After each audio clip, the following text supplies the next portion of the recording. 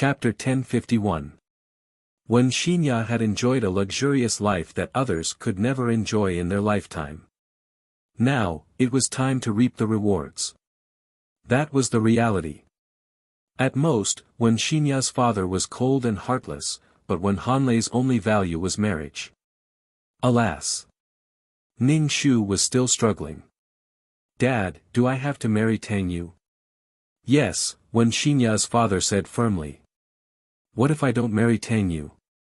Ning Shu wanted to know what would happen if he didn't marry Tang Yu. "You are the daughter of the Wen family. You enjoy wealth and glory. If you can't show your value, you are not the daughter of the Wen family. Everything you enjoy in the Wen family will be taken back." When Xinya's father said. Ning Shu was speechless. "What do you mean by taking back everything?" Ning Shu asked. "Everything." When Xinya's father said, "Your role is to marry Tang Yu and facilitate the cooperation between the two families." Ning Shu nodded. "I know, Dad." "Good." When Xinya's father said lightly. Ning Shu returned to Huaxin Market and continued to work. Whether he got married or not was one thing. Now, he had to work on his hands. Huaxin Market was almost Ning Shu's last hope. If it failed, Ning Shu planned to leave the Wen family.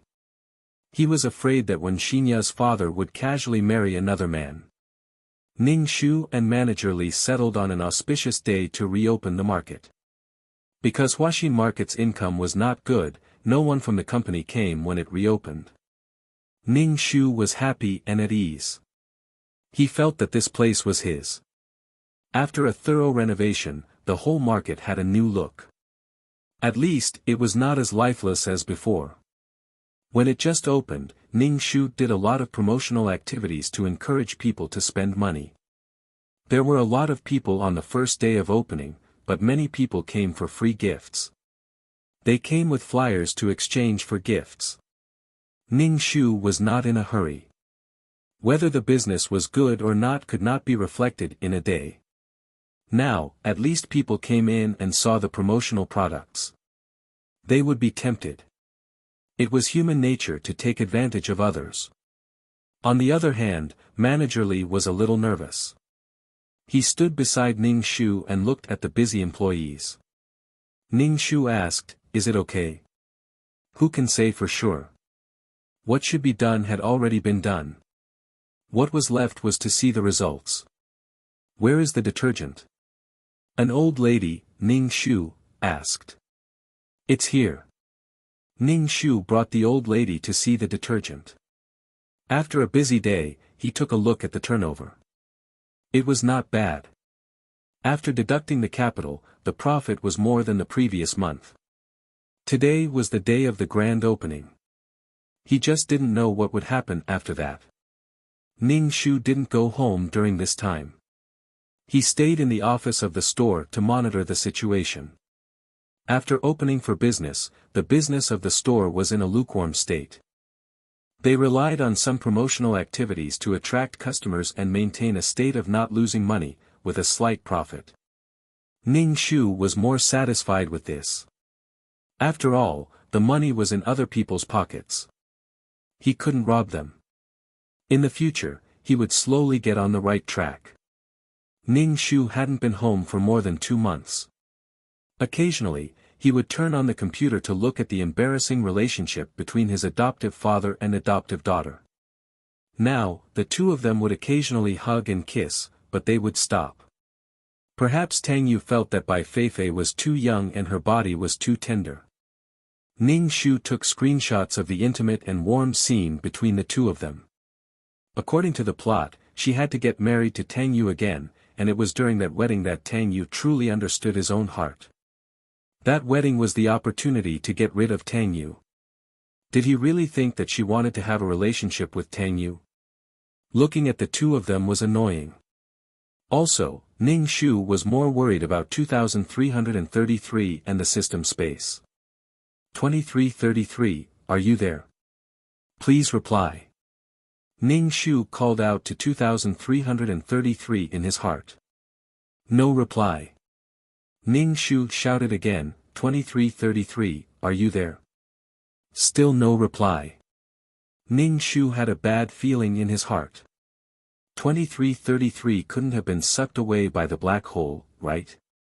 From now on, she would become a wild mission enforcer without any organization. No. 2333 Ning Shu screamed for a while, but 2333 didn't respond. He was worried about his system space. The private investigator also informed Ning Shu that they had found Bai Feifei's mother. Ning Shu drove to the private detective agency and asked, where is she? I wasn't in the country before, but I've returned recently. Where is she now? Ning Shu asked.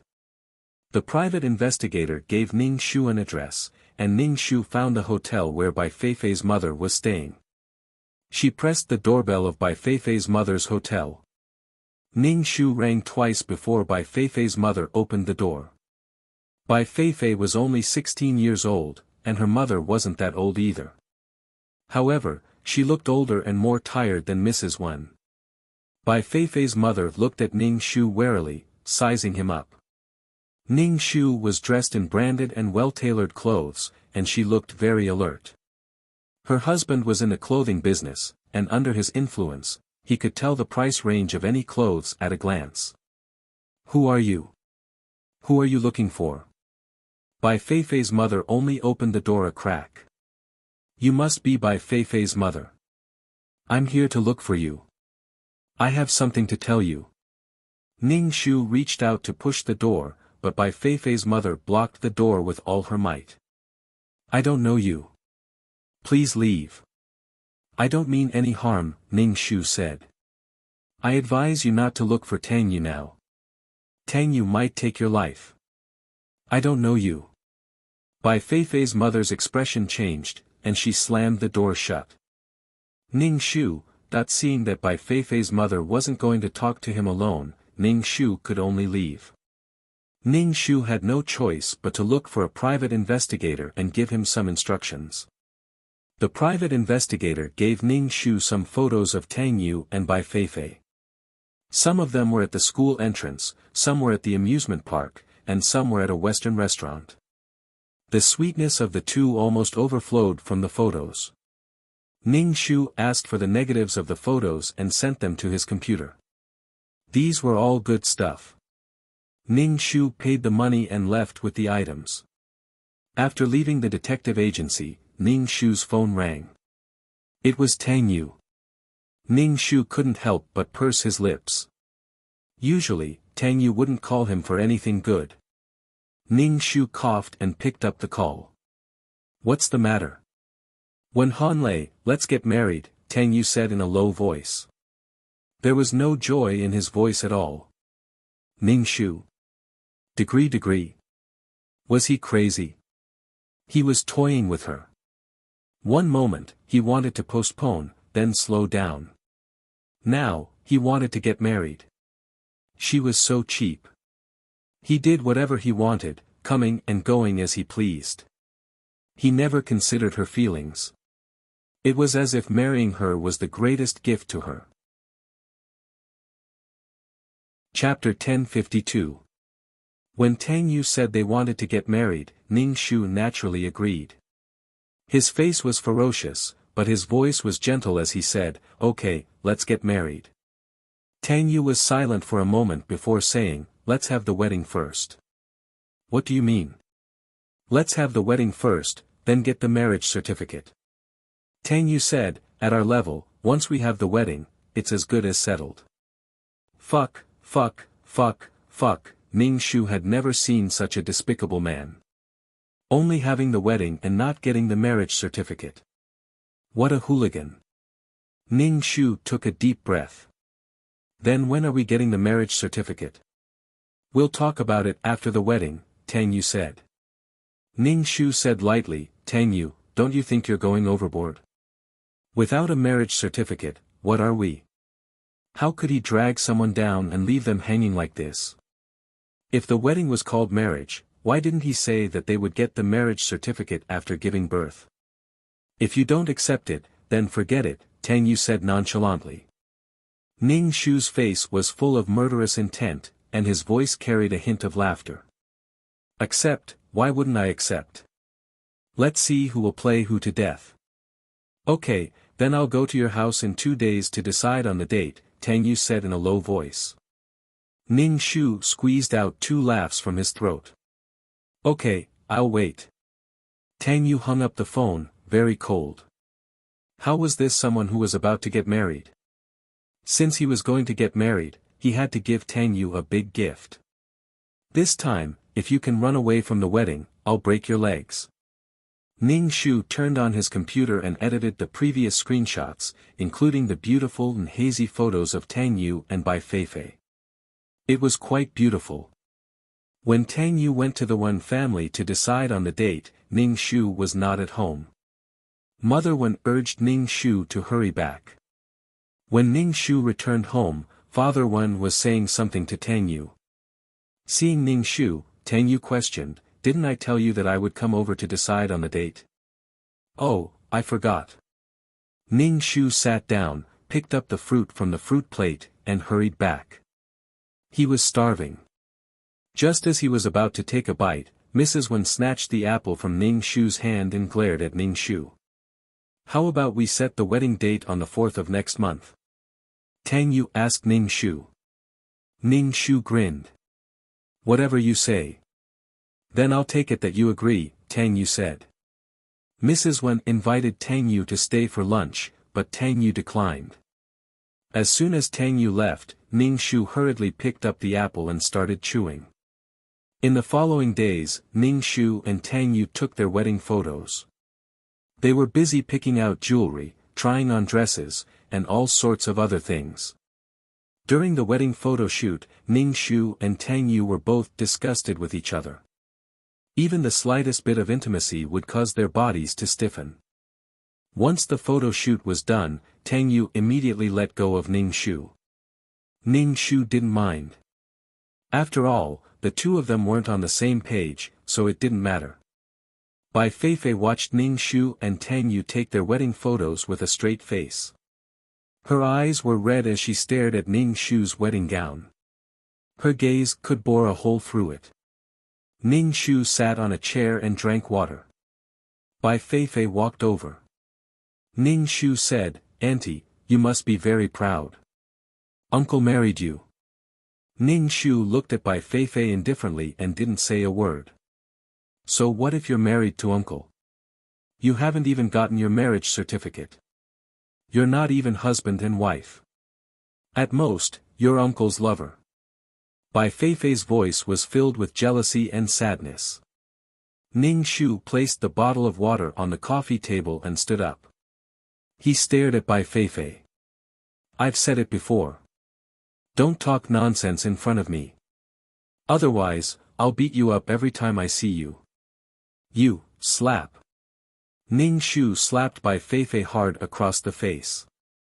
Bai Feifei had no family background and her family was ruined. It would be strange if Ning Shu tolerated Bai Feifei. Bai Feifei's face was slapped to the side by Ning Shu. She covered her face and didn't recover for a long time. Covering her face, she turned to look at Ning Shu. Her eyes were spitting fire as she stared at Ning Shu. "You hit me again." Ning Shu slapped Bai Feifei on the other side. "I've said it before. Who do you think you are? You're not fit to talk nonsense in front of me. Who do you think you are? You're just a slut who chases after men." Bai Feifei was still young. After being slapped twice in front of everyone, her pride couldn't take it. She shouted without thinking, "You think Uncle loves you and begs a man to marry you? You think you're so great. My family is broken, but you're so shameless. You're not even as good as me, a person whose family is broken."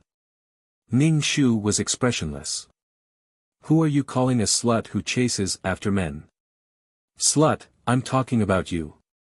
Ning Shu gave Bai Feifei another slap across her face. "I'm hitting a bitch. When Han Lei, I'll fight it out with you." After being slapped twice again, Bai Feifei couldn't take it anymore. Ning Shu slapped Bai Feifei again. What are you doing?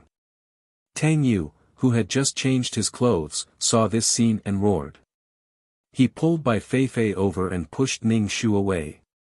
Ning Shu was wearing a suit and was extremely tall. He almost fell after being pushed by Tang Yu. However, Ning Shu had kung fu on him. He spun around and stood steadily. Wen Hanlei, look at what you've done. Why did you hit her? Tang Yu saw the red marks on Bai Feifei's face and turned around. He gritted his teeth and said. Ning Shu clapped his hands. You're so young. Why did you put on so much powder? You know how to seduce men at such a young age. Wen Hanlei, Tang Yu roared. Do you still want to get married? What do you think? Ning Shu waved his hand impatiently. Don't bring her along next time. I'm annoyed when I see her. I've said it before. If you talk nonsense in front of me, I'll hit you. I'm not a patient person. Wen Hanlei, Bai Feifei is my adopted daughter. After we get married, she'll be your adopted daughter. You're treating her like this. I'll reconsider if I should change my wife. Humph, he wanted to force her to submit. The wedding invitations have been sent out. Tell the relatives of the Wen and Tang families, as well as their business partners and political and business celebrities that the wedding is cancelled, Ning Shu said calmly. Wen Hanlei, do you really think I can't do anything to you? Tang Yu said with an ashen face. Don't be too arrogant. That's how arrogant I am. If you're not convinced, come hit me. Ning Shu spread his hands. Come on, come hit me. Tang Yu was so angry that the veins on his forehead were throbbing. He raised his hands suddenly. Ning Shu took a step back. Think about the consequences of slapping me. Anyway, the wedding photos had already been taken. At most, they could fight together. It didn't matter if their faces were bruised. Tang Yu turned around and looked at Bai Feifei, whose face was red. His heart ached. Bai Feifei raised her head and stared at Tang Yu with her watery eyes. Her watery eyes were filled with grievances and full of trust and reliance. Chapter 1053. Facing Bai Feifei's gaze, Tang Yu's heart felt as if it had been stung by a scorpion. Tang Yu's heart was filled with an indescribable anger. He turned around and looked at Ning Shu coldly. Apologize to Bai Feifei. I'm not apologizing. Who does she think she is? Ning Shu crossed her arms and raised her chin slightly. I hit her because she asked for it. I'm a vicious female supporting character. If I'm not vicious, how can I show off the female lead's pitiful, pure, kind, and full of love?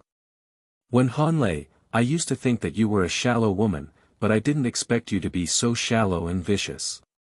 Tang Yu was angered by Ning Shu's attitude, making his face look unapproachable. I'm that superficial and vicious. It's only right that I hit her. Ning Shu grinned. She didn't care about her image in Tang Yu's heart at all. Wen Hanlei's weakness was that Tang Yu's method of dealing with Wen Hanlei wouldn't work on her. She didn't love Tang Yu, so Tang Yu couldn't affect her at all. The one who loved first would lose. Tang Yu thought of himself as a gentleman, but he still wanted to beat Ning Shu to death because of her pestering. Wen Hanlei, I'll remember what happened today. Tang Yu pulled Bai Feifei away. Ning Shu waved her hand. Have a safe trip. Ning Shu changed into her gown and left with her bag. Because they were about to get married, Mother Wen asked Ning Shu to stay at home and not go anywhere. She bought some things for Ning Shu as dowry. Ning Shu accepted whatever Mother Wen bought. No one knew how the wedding would turn out. Second sister Wen had a mocking expression on her face all day long, mocking Ning Shu whenever she could. Ning Shu treated it like a dog barking and didn't hear anything. Second sister Wen was the kind that the more you argued with her, the more motivated she became. Don't think that this was really sisterly. When Hanlei was married off to a rich playboy by Father Wen and was subjected to domestic violence, second sister Wen didn't say much. He had never spoken up to defend his sister, so he really did not have any feelings for her. Instead of bickering with second sister Wen, it would be better to call and ask about the situation at Huaxin Marketplace. Ning Shu turned on the computer and checked the situation of Tang Yu's villa. Bai Feifei, who had been slapped by Ning Shu into a pig's head, hid in her room the moment she got home. She locked the door and hid under her blanket, crying. Tang Yu took the ice cube and opened the door with the key. He sat by the bed and pulled the blanket away. "Apply it on your face, or your face will be swollen and ugly tomorrow," Tang Yu said gently. Bai Feifei covered her face with the blanket, her voice muffled under the covers. "I won't. Even if my face is ruined, it's none of your business. Get out. I don't want to see you." Tang Yu rubbed his glabella and sat on the bed without making a sound. Bai Feifei, who was under the blankets, heard no movement and thought that Tang Yu had left. She hurriedly lifted the blankets. Seeing that Tang Yu was still sitting by the bed, she cried out in grievance and hugged Tang Yu. "Uncle, why did you marry that woman?" "Why? I don't want you to marry her." "Uncle, uncle," Tang Yu saw that Bai Feifei was crying sadly and reached out to pat her back. "This is a marriage alliance between the two families." "Uncle, but you don't love her. You won't be happy with her." "Uncle, what should I do? What should I do? Don't you want me anymore?" Bai Feifei cried sadly and hugged Tang Yu tightly. Tang Yu sighed deeply. "I'm your guardian. I won't leave you alone. Uncle, I like you. Don't marry that daughter, okay? I like you. I really like you." Bai Feifei cried until she hiccuped, her voice tearing up. "You're still young and don't know what it means to like someone. You'll know when you're older," Tang Yu said softly. "I'm not young. I know what it means to like someone. Uncle, I like you. I really like you." Bai Feifei raised her chin and blocked Tang Yu's lips with her cherry lips. She said shyly, "Uncle, take me." Tang Yu's expression shook. "Where did you hear this from?" "Uncle," Tang Yu pulled Bai Feifei's hands away from his neck and ran away. Ning Shu, why was it always like this? He thought that something would happen, but nothing happened. Was there something wrong with Tang Yu?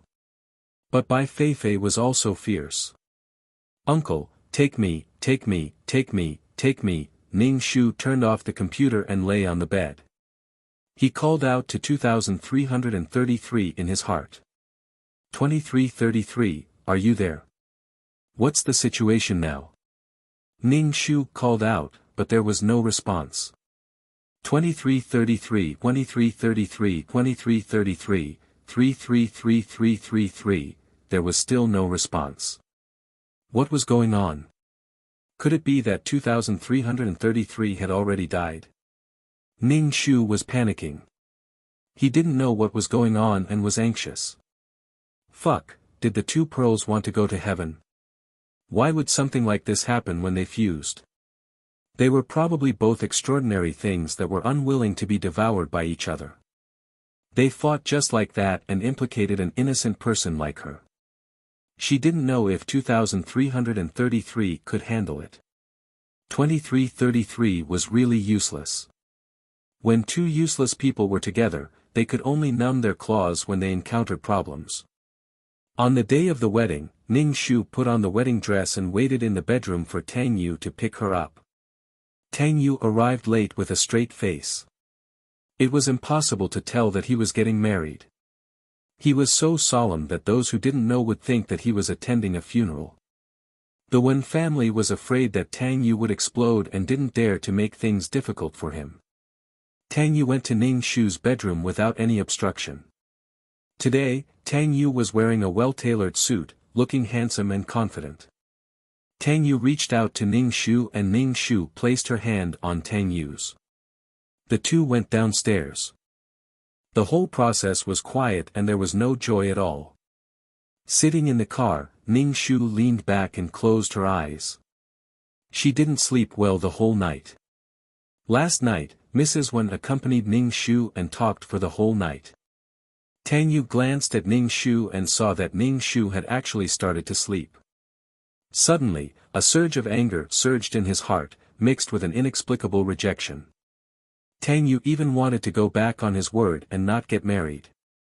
Wen Hanlei, I hope you know that you are really the daughter-in-law of the Tang family. Don't ask for anything else. Don't think that just because you are my wife, you can interfere with my affairs. Just do what a wife should do, Tang Yu said sternly. Ning Shu opened her eyes. Can you keep your voice down? I didn't sleep last night. If you're not sleepy, I'm sleepy. What did I interfere with you? Don't talk to yourself. You. Tang Yu felt that this woman was really too arrogant. Most importantly, he really couldn't do anything to her now. If it was the Wen Hanlei of the past, she would be very sad when he said that. Using feelings to torture people. But now, Wen Hanlei was a broken jar. How shameless could she be? Chapter 1054. When they arrived at the wedding venue, Tang Yu asked the secretary, Fei didn't come? I didn't see Miss Bai. The secretary shook her head. Tang Yu looked around, his brows tightly knitted together in worry. According to the wedding procedure, Ning Shu was handed over to Tang Yu by Mr. Wen. They then made their vows in front of the priest. They put on the rings. When they kissed, Tang Yu only touched Ning Shu's face for a brief moment. The MC then started to liven up the atmosphere. Ning Shu and Tang Yu stood together, both expressionless. The MC couldn't help but wipe his sweat. Tang Yu's phone rang twice. Tang Yu hurriedly took it out. It was a message from Bai Fei. Ning Shu craned his neck and saw the gist of the message. Uncle, I wish you happiness. I'm leaving. I won't come back to disturb you again. I'll forget you blah blah blah. Ning Shu clicked his tongue. If she wanted to leave, just leave. What was the point of sending a message? She could have just sent a message after she was far away. When Tang Yu saw the message, his expression changed. He wanted to rush out to find Bai Fei. He only wanted to find Bai Fei now. He didn't care about marriage, or benefits. When he thought of Bai Fei leaving him, Tang Yu felt as if his heart had been dug out. He couldn't tolerate Bai Fei leaving him. He couldn't. Ning Shu grabbed Tang Yu's arm and held him tightly. Tang Yu wanted to shake off Ning Shu, but he couldn't shake off Ning Shu. Let go of me. Tang Yu, who had always been calm, had panic and disappointment on his face. Ning Shu looked at him. Where are you going? We're getting married. I'm going to find Bai Fei. Bai Fei left. Tang Yu spoke quickly, looking very anxious. Ning Shu said nonchalantly, she can't leave. You're her only family. Wait until the wedding is over. She can't go far. Bai Fei wanted to ruin the wedding. How could she leave? She's at the airport now and will be leaving soon. Wen Hanlei, let go of me first. I'm going to find Bai Fei. Tang Yu pulled Ning Shu's hand. Are you going to run away at the wedding? Ning Shu looked at Tang Yu expressionlessly. Tang Yu took a deep breath. I'm sorry. I realize that the person I love is Bai Fei. Wen Hanlei, a forced melon is not sweet. I will make it up to you. Tang Yu had been avoiding her all this while. Now that he understood his feelings, he heaved a sigh of relief. But when he thought about how Bai Fei was going to leave, his heart ached. Compensation. Ning Shu raised his eyebrows. Yes, a forcibly picked melon is not sweet. We won't be happy if we force ourselves to be together like this. A forcibly twisted melon won't be sweet. I don't care if it's sweet or not. I'll be very happy as long as I can twist it off. Ning Shu's face darkened. Stand here and don't move. When Hanlei, let go of me. Tang Yu realized that this woman's grip was really strong. As a man, he couldn't do anything to her. Ning Shu grabbed Tang Yu's wrist with one hand and held Tang Yu's waist with the other, restraining Tang Yu. Ning Shu gave the MC a look. The MC immediately said, "Now, let's see the beautiful process of the bride and groom getting to know each other and loving each other." The screen behind them lit up and beautiful photos were displayed one after another. There was also a dubbing. "No, uncle, I want to sleep with you. I'm afraid of thunder. Uncle, I'll kiss you."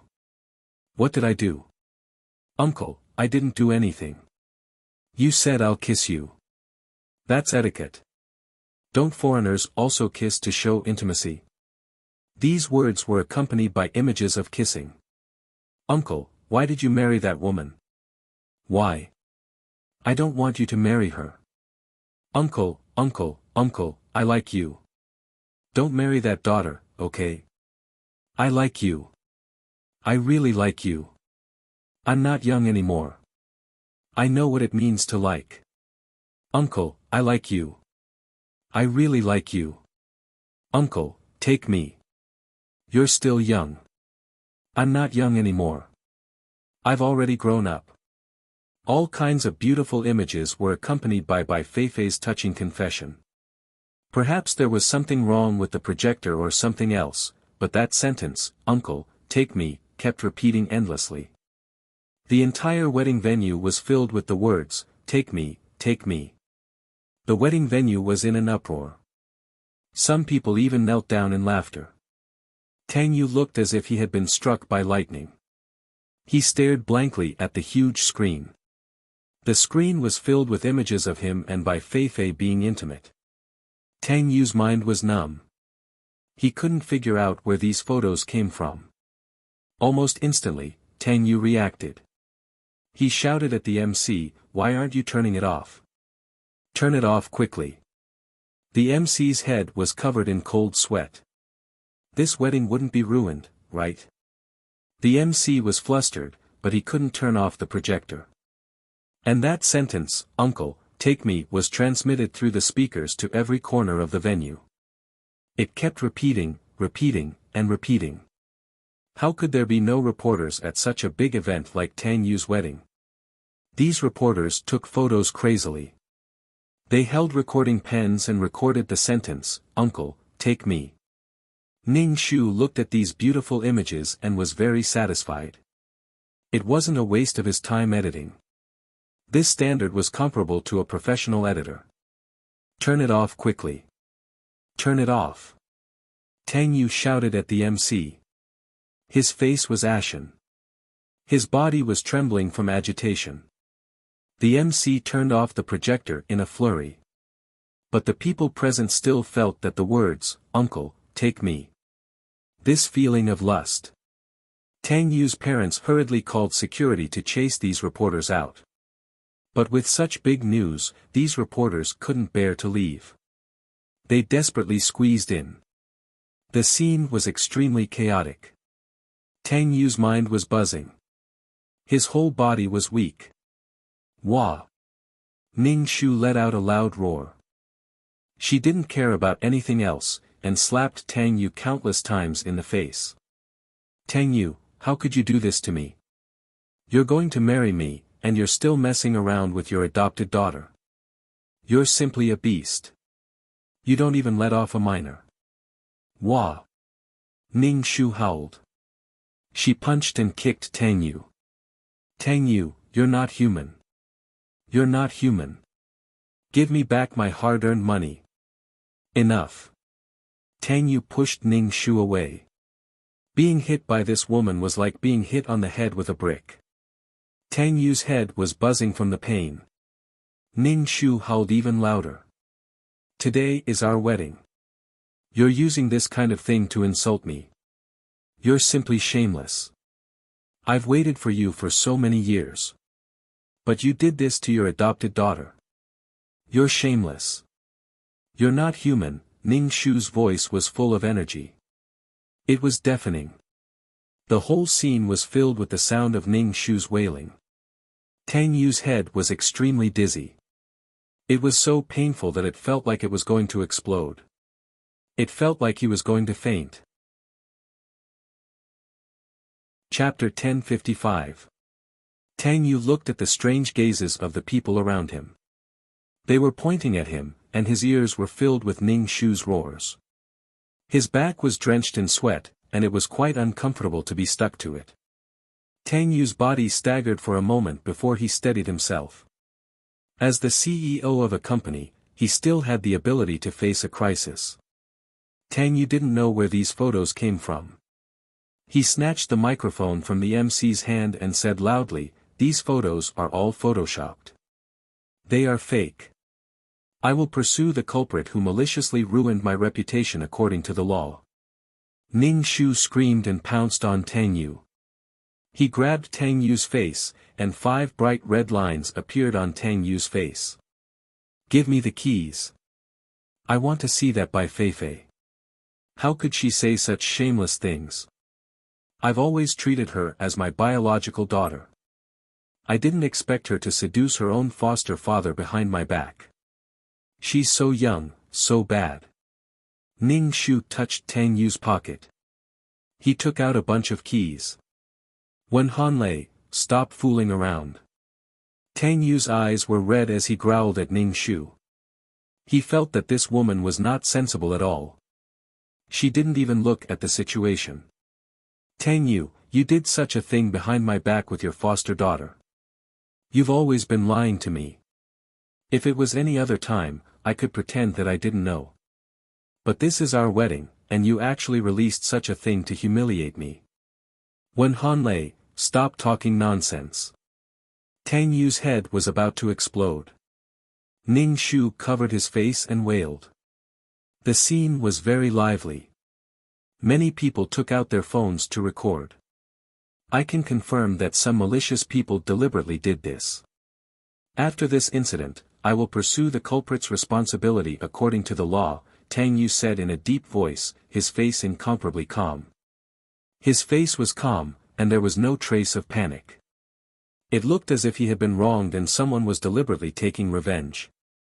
Tang Yu calmed the reporters, but a person suddenly rushed up the stage and snatched the microphone from Tang Yu's hand. Everyone looked at this woman in a daze. This woman's face was pale and angry. She looked at Tang Yu with deep hatred. "Tang Yu, you forced my husband to his death and now you're lying to my daughter. Why don't you go to hell?" Bai Feifei's mother screamed at Tang Yu. When Tang Yu saw Bai Feifei's mother, his pupils shrank and his face paled. He calmly said, "I don't know what you're talking about. You coveted my husband's clothing brand and drove him to his death. Then, you adopted my daughter and coaxed her. My daughter was still young and was lured by you to do such a thing." The surrounding reporters were so excited that it was as if they had been injected with chicken blood. It was really one place after another, and all of them were headlines. "My husband refused to sell the company. Your godly design drove my husband to his death. You won't be able to get the brand without any effort. You'll go to hell. I'll fight it out with you." Bai Feifei's mother rushed towards Tang Yu with red eyes. Ning Shu stood in front of Bai Feifei's mother. "You're not allowed to hurt Tang Yu." He discreetly hooked Bai Feifei's mother's leg with his foot, causing Bai Feifei's mother to pounce on Tang Yu instead. Tang Yu was pushed to the ground by Bai Feifei's mother, and his head hit the ground heavily. Tang Yu had been beaten up by Ning Shu previously. Now that Bai Feifei's mother had pounced on him, his head hit the ground and his eyes rolled back. He fainted. "Quick, call the ambulance." "Tang Yu." Ning Shu shouted into Tang Yu's ear. Tang Yu did not wake up. It seemed like he was really unconscious. The ambulance arrived quickly. Ning Shu cried out and ran away. "Wah, I can't accept this." After leaving the wedding venue, Ning Shu hailed a taxi and headed to Tang Yu's villa. Ning Shu used the key to open the door. Ning Shu removed all the cameras that he had placed earlier.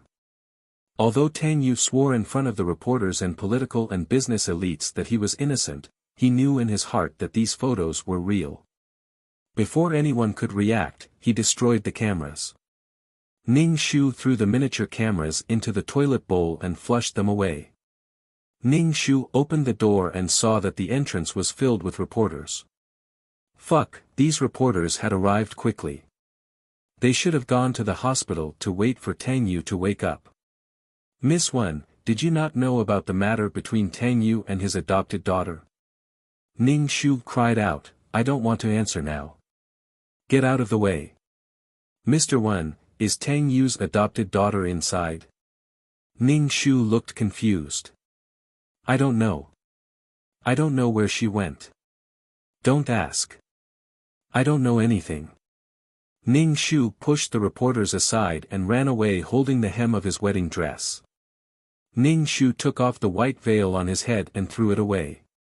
It was troublesome to wear it on his head. When he returned to the Wen family, several pairs of eyes stared at him the moment he entered the door. Everyone in the Wen family was staring at him. Ning Shu sniffled, her face full of confusion and bitterness. Elder sister. Wen Ermiai shouted at Ning Shu, gloating over her misfortune. Ning Shu stared at Wen Ermiai with eyes full of emptiness and despair. Think about the consequences before you say anything. I'm so irritated now. Wen Ermiai's sarcastic words were stuck in her throat when Ning Shu stared at her. She couldn't swallow her words and her face turned ugly. A good wedding has turned into this. Father Wen's face was livid. Ning Shu was expressionless. Hubby, fourth sister is so sad. Don't say any more. What is Tang Yu doing? Father Wen couldn't help but want to roll his eyes. However, the Tang family was at the center of the storm and the Wen family was also a victim. Otherwise, Father Wen would be furious. Go upstairs and rest. Ning Shu waved his hand. Ning Shu's voice was a little hoarse. Thank you, Father. Then he went upstairs. After closing the door, Ning Shu couldn't help but swallow a mouthful of saliva. His throat was sore after howling for so long. Ning Shu took off the wedding dress and took a comfortable bath. Oh my, it's so cool. After the bath, Ning Shu took out some snacks from the cabinet. Due to the emergency, he didn't even have time to exchange for the fasting pills. Those who had been betrayed would always be sad for a period of time. They would be half dead. Ning Shu sat cross-legged on the bed to cultivate. When it was time for dinner, Mother Wen knocked on the door and asked Ning Shu to eat. Ning Shu's voice was hoarse and weak. I have no appetite. You can eat. I'll be fine after a while. Don't ruin your body. Without Tang Yu, there are other good men. Mother Wen said. Ning Shu opened the door a little, revealing a pair of dark eyes. Father, do you want me to marry another man? You don't want me to marry Tang Yu? Ning Shu asked. Looking at your father's attitude, I guess he won't let you marry Tang Yu again. Tang Yu has been evading your father before. Mother Wen said. Chapter 1056. You'd better come out and eat. It's not worth it to hurt your body. Mrs. Wen reached out to pull Ning Shu out. Ning Shu closed the door and said, let me be alone for a while. Ning Shu sat on the bed and took out his computer to check the stock market. The Tang family's shares had fallen, and with such a scandal, the shares would continue to fall. Mr. Wen did not want her to marry Tang Yu not because he felt sorry for her, but because the Tang family was no longer worth cooperating with. If the Tang family wanted to survive this scandal, they would definitely suffer some losses. Now was not the best time to cooperate with the Tang family. Ning Shu browsed the web again. Some blurry cell phone videos had already spread online. Ning Shu clicked on the video and saw his image. He couldn't help but cover his eyes. The words, "Uncle, take me," were even more erotic. Basically, every video had this sentence. These videos became more and more popular and soon, they became popular. There were all kinds of comments. Some said that Tang Yu and Bai Feifei were thieves and prostitutes, while others sympathized with Ning Shu. There were also people who said that Ning Shu was a shrew. Ning Shu turned a blind eye to such messages. The next morning, Ning Shu looked haggard and read the newspapers first. The entertainment headlines were indeed about this matter. He prepared to go to the hospital to see how Tang Yu was doing. The entrance of the hospital was surrounded by reporters. When they saw Ning Shu, they surrounded Ning Shu. "Miss Wen, are you here to see Tang Yu? May I know where Miss Bai is now? Do you know where she went?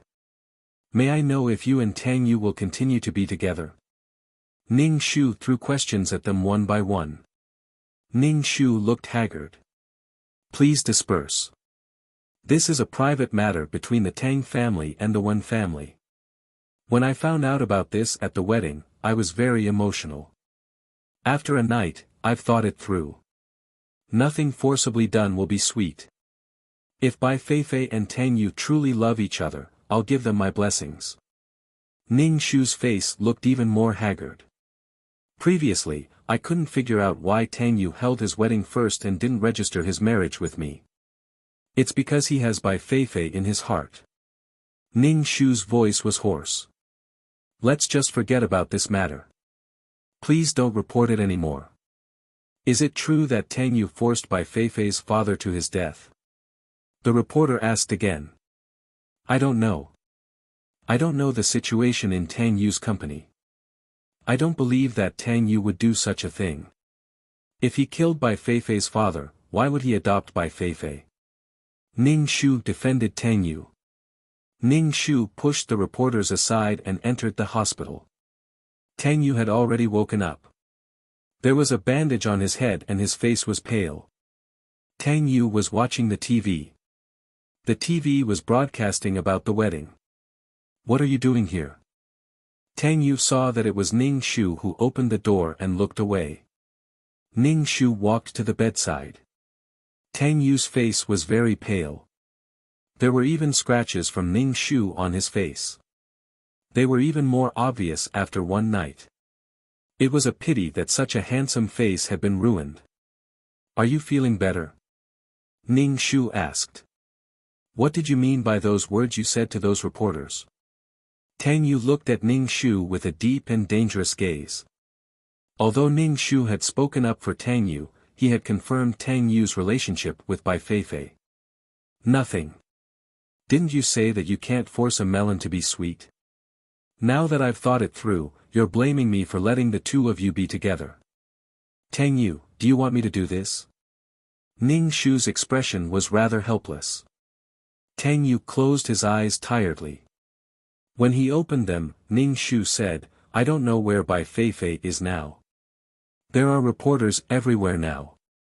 Can you help me find out where Bai Feifei is?" Ning Shu was speechless.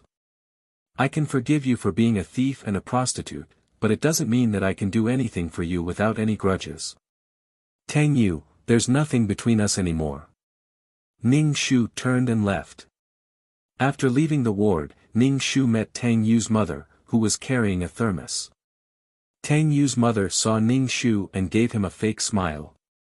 "You're here to see Tang Yu." Ning Shu grunted and left. However, Ning Shu was also curious about where Bai Feifei had gone. When Tang Yu had left at the wedding, he had rushed to the airport like a rocket and domineeringly brought Bai Feifei back. However, this time, Bai Feifei had sent a message. Tang Yu had not been able to look for Bai Feifei for various reasons. He wondered if Bai Feifei had really left the country. He felt that it was not very likely that Bai Feifei had left the country. Bai Feifei had gone overseas alone. She did not know anyone, there was a language barrier, and she was so young. Bai Feifei did not have the guts to leave the country. Bai Feifei was very dependent on Tang Yu. How could she bear to leave the person she liked and loved? Ning Shu thought for a while and drove to Tang Yu's villa. He rolled down the car window and saw that Bai Feifei had indeed returned with her tail between her legs. At this moment, Bai Feifei was surrounded by reporters. She was at a loss and her expression was full of fear. Especially those reporters' questions, which made Bai Feifei tremble with fear. Bai Feifei, do you like your adoptive father? Do you know that Tang Yu forced your father to his death? In the face of the enemy who killed your father, you still let Tang Yu have you. Are you so open-minded at such a young age? Your mother was detained for intentional harm. Instead of going to see your mother, you even returned to Tang Yu's villa. The bombardment of questions almost made Bai Feifei faint. Her mind was a blur. Her father was killed by uncle, but her mother was back. What was going on? Bai Feifei hugged her head. I don't know. I don't know anything. Who could save her? Uncle, where was uncle? She waited and waited at the airport, but uncle did not appear. She waited at the airport for an entire night. She wanted to come back and take one last look at uncle. Uncle must be in love with his wife. So she came back to take one last look at uncle. If uncle really did not like her and did not love her, she would leave. But the moment she returned to the villa, she was surrounded by a group of people. Microphones were poking at her mouth, as if they wanted to stuff the microphones into her mouth. The questions they asked scared Bai Feifei out of her wits. How did things change so drastically in just one night? Bai Feifei looked around, trying to find Tang Yu's figure. In Bai Feifei's heart, Tang Yu was her salvation. Every time something happened, Tang Yu would be able to solve it for her perfectly. When her father passed away and she was threatened by her relatives, it was uncle who saved her. It was still the same now. Bai Feifei saw Ning Shu in the car parked not too far away. She immediately looked at Ning Shu for help. Ning Shu's expression was indifferent. He ignored Bai Feifei's pitiful look, rolled up the car window, and drove off. Bai Feifei's eyes dimmed. She could not tolerate the reporter's sharp questions. Shame and fear filled her heart. Her eyes rolled back and she fainted. Now that Bai Feifei had fainted, the reporters could not ask any more questions. They called the ambulance. These reporters were also bad. They purposely chose the hospital Tang Yu was in. Chapter 1057. Ning Shu drove to the private detective agency to settle the bill. As for Bai Feifei's mother's appearance at the wedding, it was Ning Shu who had asked the private detective to find a way to get her there.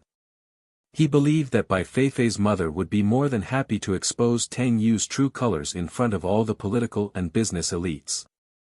However, she did not expect such a thing to happen at the wedding. Her daughter had fallen in love with Tang Yu and was about to give herself to Tang Yu before she was even an adult. It was no wonder that Bai Feifei's mother was so agitated. Now, Bai Feifei's mother was detained for intentional harm.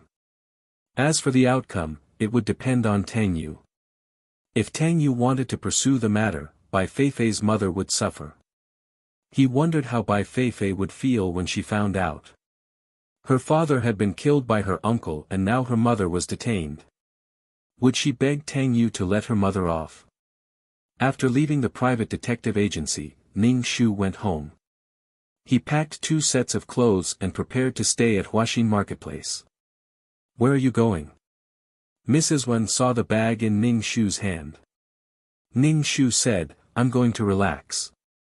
I'm going to work at Huaxin Marketplace. I want to work hard to forget my pain. Mrs. Wen sighed. Even without Tang Yu, there are still other young talents. Don't be so stubborn. Give me some time. Ning Shu stared at Mrs. Wen like a panda. Go and get rid of your dark circles.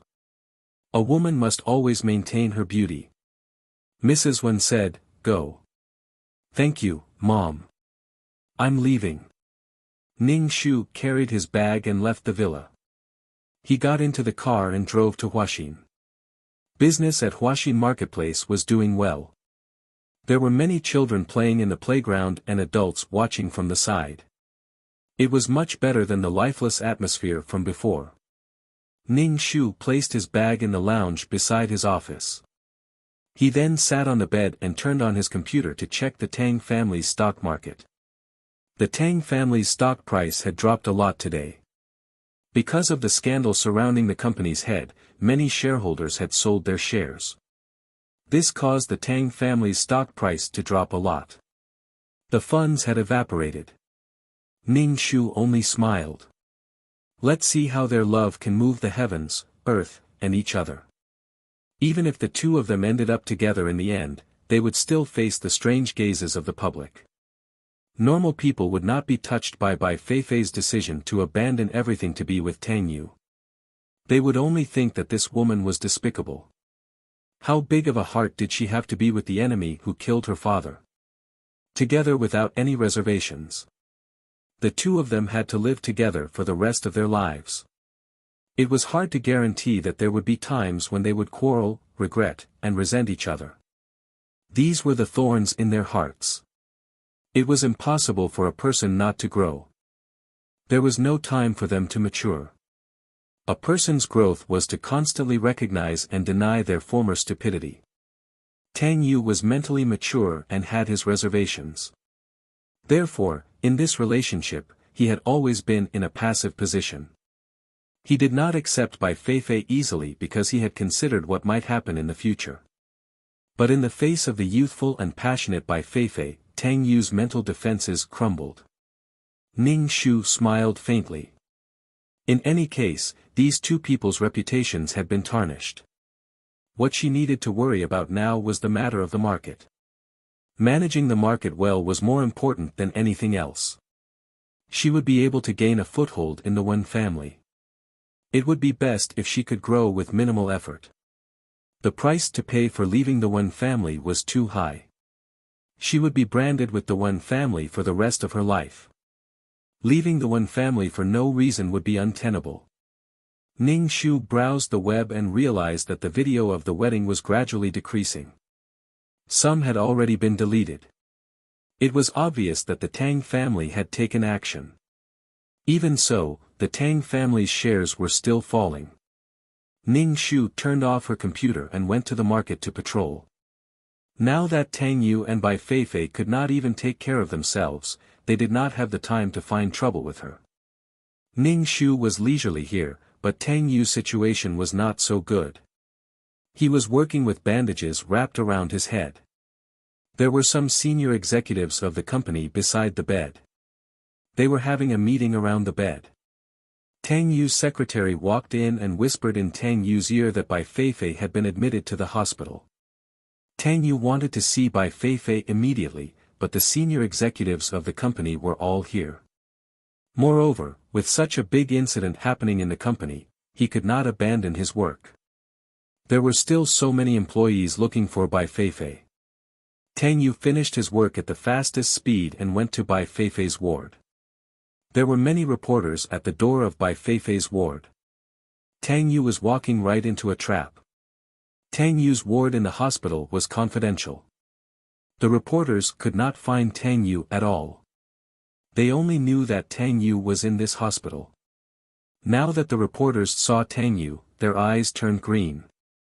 The reporters swarmed Tang Yu and asked him all kinds of sharp questions. Abducting a minor, forcing Bai Feifei's father to his death. Would Bai Feifei's mother be held accountable according to the law? Tang Yu heard these questions. He could not answer them, but it was also not good not to answer them. Now was a time of trouble. Before the matter was resolved, Tang Yu would not say anything that he could not guarantee. The veins on Tang Yu's forehead popped. He did not see Bai Feifei and was instead blocked by the reporters. With the help of his secretary, Tang Yu returned to the ward. Tang Yu rubbed his forehead with a headache. He had a slight concussion. With so many things happening, Tang Yu felt like his head was about to explode. The intensity of this matter was beyond Tang Yu's expectations.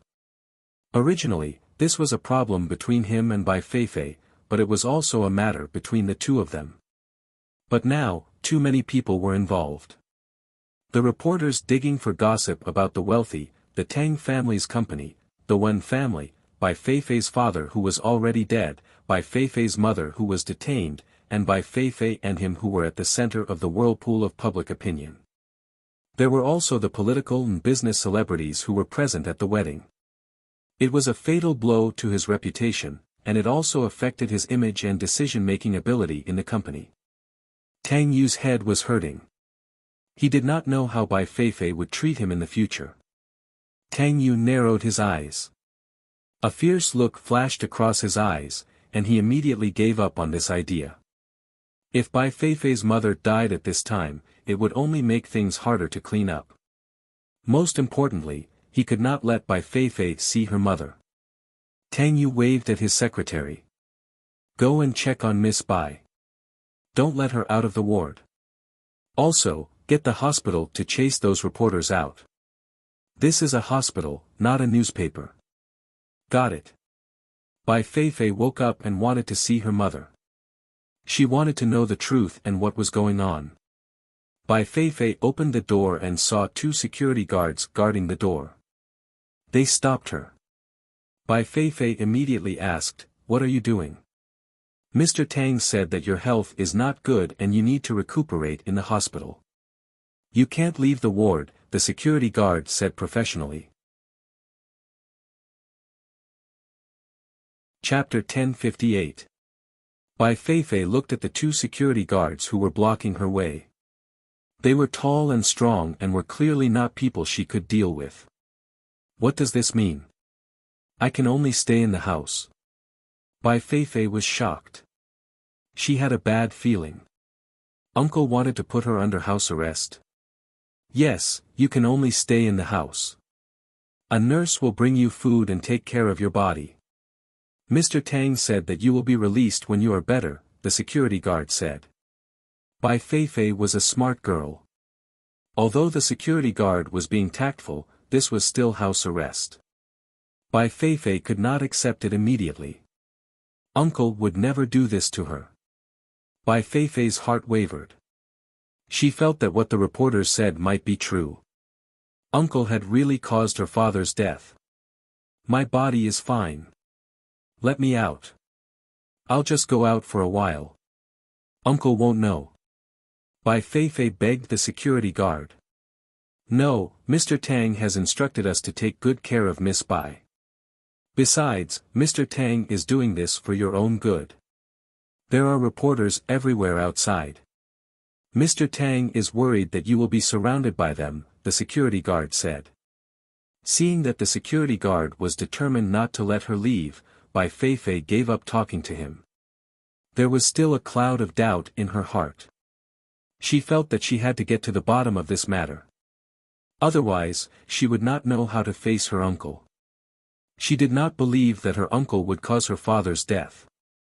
If he had really caused her father's death, he would not have treated her so well, protecting her and doting on her. Bai Feifei's heart was conflicted. Tears streamed down her face. She took out her phone and switched it on. She saw many messages and calls. They were from many of her classmates. They were either asking questions or mocking Bai Feifei, saying that Bai Feifei was shameless to be able to say, "Uncle, take me." Such shameless words. There were even posts on the school forum saying that Bai Feifei was not a goddess at all. She had sold herself to Tang Yu to live a wealthy life. There were all kinds of nasty words. Bai Feifei was so angry that her lungs were about to explode. Many of them were people who used to be good friends with her. They used to have a crush on her, but now they were so heartless. Bai Feifei was so angry that she cried. What was going on? She had said those words to her uncle before, but how did it get to the point where everyone knew about it? Bai Feifei finally found a video of the wedding on the internet. Bai Feifei watched the video and her face turned paler. This, Bai Feifei curled up and covered her face with the blanket, sobbing softly. The private words she had said to her uncle were just to tease him.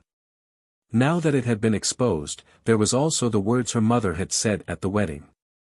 Bai Feifei only felt that her heart was being squeezed tightly by a large hand, and she could not breathe at all. Bai Feifei took a deep breath. No matter what, he had to meet his mother. She had to know the truth. She did not believe that her uncle was such a cruel person. He would really kill her father. When the nurse came to deliver the food, Bai Feifei convinced the nurse to change clothes with her before running out of the hospital.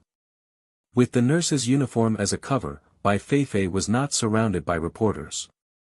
When they reached the police station, Bai Feifei hesitated again. She was already at the door, but she did not have the courage to step in. Bai Feifei took a deep breath and went to see her mother. Bai Feifei's mother had aged a lot. When she saw Bai Feifei, she asked agitatedly, "Feifei, are you all right? Did Tang Yu take advantage of you? How could you do such a thing?" "No, Mom. I want to ask you. Was Dad really killed by Uncle?" Bai Feifei looked at her mother and held her breath, waiting for the answer. "Uncle?" Bai Feifei's mother's face was a little savage. "He killed your father, and you actually called him uncle. Do you know how tragic your father's death was? He jumped from so many high buildings. Tang Yu wanted to buy our family's company. This company was run by your father from nothing until now. How could he sell it? Not long after, your father received a case. This case was very profitable, but it required a lot of investment in the early stages. You should know what happened after that." Bai Feifei's mother stared at Bai Feifei, her eyes bloodshot. "Mom." Bai Feifei started crying. "When Dad died, I was all alone. I was so scared. It was Uncle who took care of me." "Mom, where did you go?" Bai Feifei's mother wiped her tears. "He only gave you some benefits and you were biased towards him. Your father jumped from the building. Do you know why he wanted to adopt you? It was because he wanted to take over the brand." Bai Feifei's expression was blank, her eyes empty. She seemed to have lost her soul and her heart seemed to have been torn into two. The uncle she loved had killed her father. Now, her mother was in prison. She did not know what would happen in the future. "Mom, if only you were here. None of this would have happened," Bai Feifei mumbled. However, she was at a loss. She had no one to rely on. It was her uncle who reached out and protected her, giving her support. But now that she was told such a cruel thing, Bai Feifei would rather be a fool and not know anything. The truth was often cruel. "I wasn't here. Feifei, do you think I abandoned you?" Bai Feifei's mother was mentally and physically exhausted. "Back then, I saw my husband jump from the building. His blood flowed all over the ground, but I hardened my heart and did not look. I took the funds that your father exchanged for with his life and left for you and me overseas, so that we could have money to live on. But I didn't expect such a thing to happen in such a short period of time. The brand that your father had painstakingly built was gone just like that. I originally planned to come back and sell this brand to someone else so that Tang Yu wouldn't get his hands on it. But I didn't expect, Bai Feifei's mother clenched her fists and hammered her chest. Your father's soul won't be able to rest in peace if he finds out in the afterlife. I'm sorry, I didn't know. I really didn't know." Bai Feifei apologized with a wooden face, tears streaming down her face. "I won't let Tang Yu off. Even if I die, I won't let him off. He caused my husband's death and even made you do such a thing. He lied to you." Bai Feifei's mother gritted her teeth, full of hatred. Bai Feifei hurriedly said, "Mom, Uncle isn't that bad. He didn't lie to me. It's my fault. I'm sorry, I shouldn't have fallen for Uncle. Mom, it's better to squash enmity than keep it alive. Let's leave this place. Please, I beg you." Bai Feifei's mother was livid at her daughter's words. She shook her head and said resolutely, "Your father died right in front of my eyes." With a thud, he fell onto the hard floor and lost his life. He died just like that. Chapter 1059. Bai Feifei, that is my beloved husband and also your father. You told me not to seek revenge. Shouldn't he pay the price? Mommy, mommy. Bai Feifei sobbed. Uncle was someone she loved too. Bai Feifei was in extreme pain. Her heart had been torn into two. On one side was her family, and on the other was her uncle. Bai Feifei clutched her chest in pain. Bai Feifei returned to the hospital in a daze. She opened the door to the ward and saw Tang Yu sitting on her bed. When she saw Tang Yu, Bai Feifei really wanted to throw herself into Tang Yu's embrace. Every time she encountered something difficult to resolve, something sad, Tang Yu would always be able to resolve it for her. Tang Yu's embrace was filled with a sense of security. But at the thought of her own parents, Bai Feifei stared at Tang Yu with a strange gaze. Tang Yu stood up and walked towards Bai Feifei. Bai Feifei immediately retreated and screamed, "Back off. Don't come over." Tang Yu's face darkened as he stopped in his tracks. Bai Feifei, leave. I don't want to see you. I don't want to see you. Bai Feifei cried and shouted, "Why did you have to kill my father? Why? Do you have to kill my father just to get his brand? I hate you." Tang Yu's face was ashen. He knew this would be the outcome. Tang Yu took 2 steps towards Bai Feifei. Bai Feifei immediately screamed, "You're not allowed to come over, don't come over." Tang Yu saw that Bai Feifei was avoiding her like she was a snake, and her expression turned dangerous. "Who did you hear this nonsense from again?" Bai Feifei didn't say anything. She didn't even look at Tang Yu. Tang Yu walked out of the ward with a sullen face and said coldly to the security guard, "If there's a next time, get lost. You can't even look after a person. She's not allowed to take half a step out of this room." Tang Yu was planning to put Bai Feifei under house arrest, but Bai Feifei didn't mind. Every day, she would sit on the bed, hugging her legs, feeling all sorts of sadness and heartbreak. She looked like she had lost everything. She didn't eat every day, and it was Tang Yu who forced food into her mouth. However, Bai Feifei was determined to torture herself. She refused to eat it. She would rather die than eat it. He looked haggard from hunger. Tang Yu could only threaten Bai Feifei that if she still refused to eat, he would hold Bai Feifei's mother accountable and send her to jail. Bai Feifei's heart was filled with hatred and pain, but she was afraid that Tang Yu would really deal with her mother. She had no choice but to beg Tang Yu to let her mother go. Tang Yu only said that as long as she was obedient, everything could be discussed. In any case, the 2 of them had already started their torturing mode. After the 2 of them were discharged from the hospital, Tang Yu still kept Bai Feifei under house arrest in the villa. Bai Feifei made herself seem like the most miserable person in the world every day, torturing herself and torturing Tang Yu's heart. Using emotional abuse.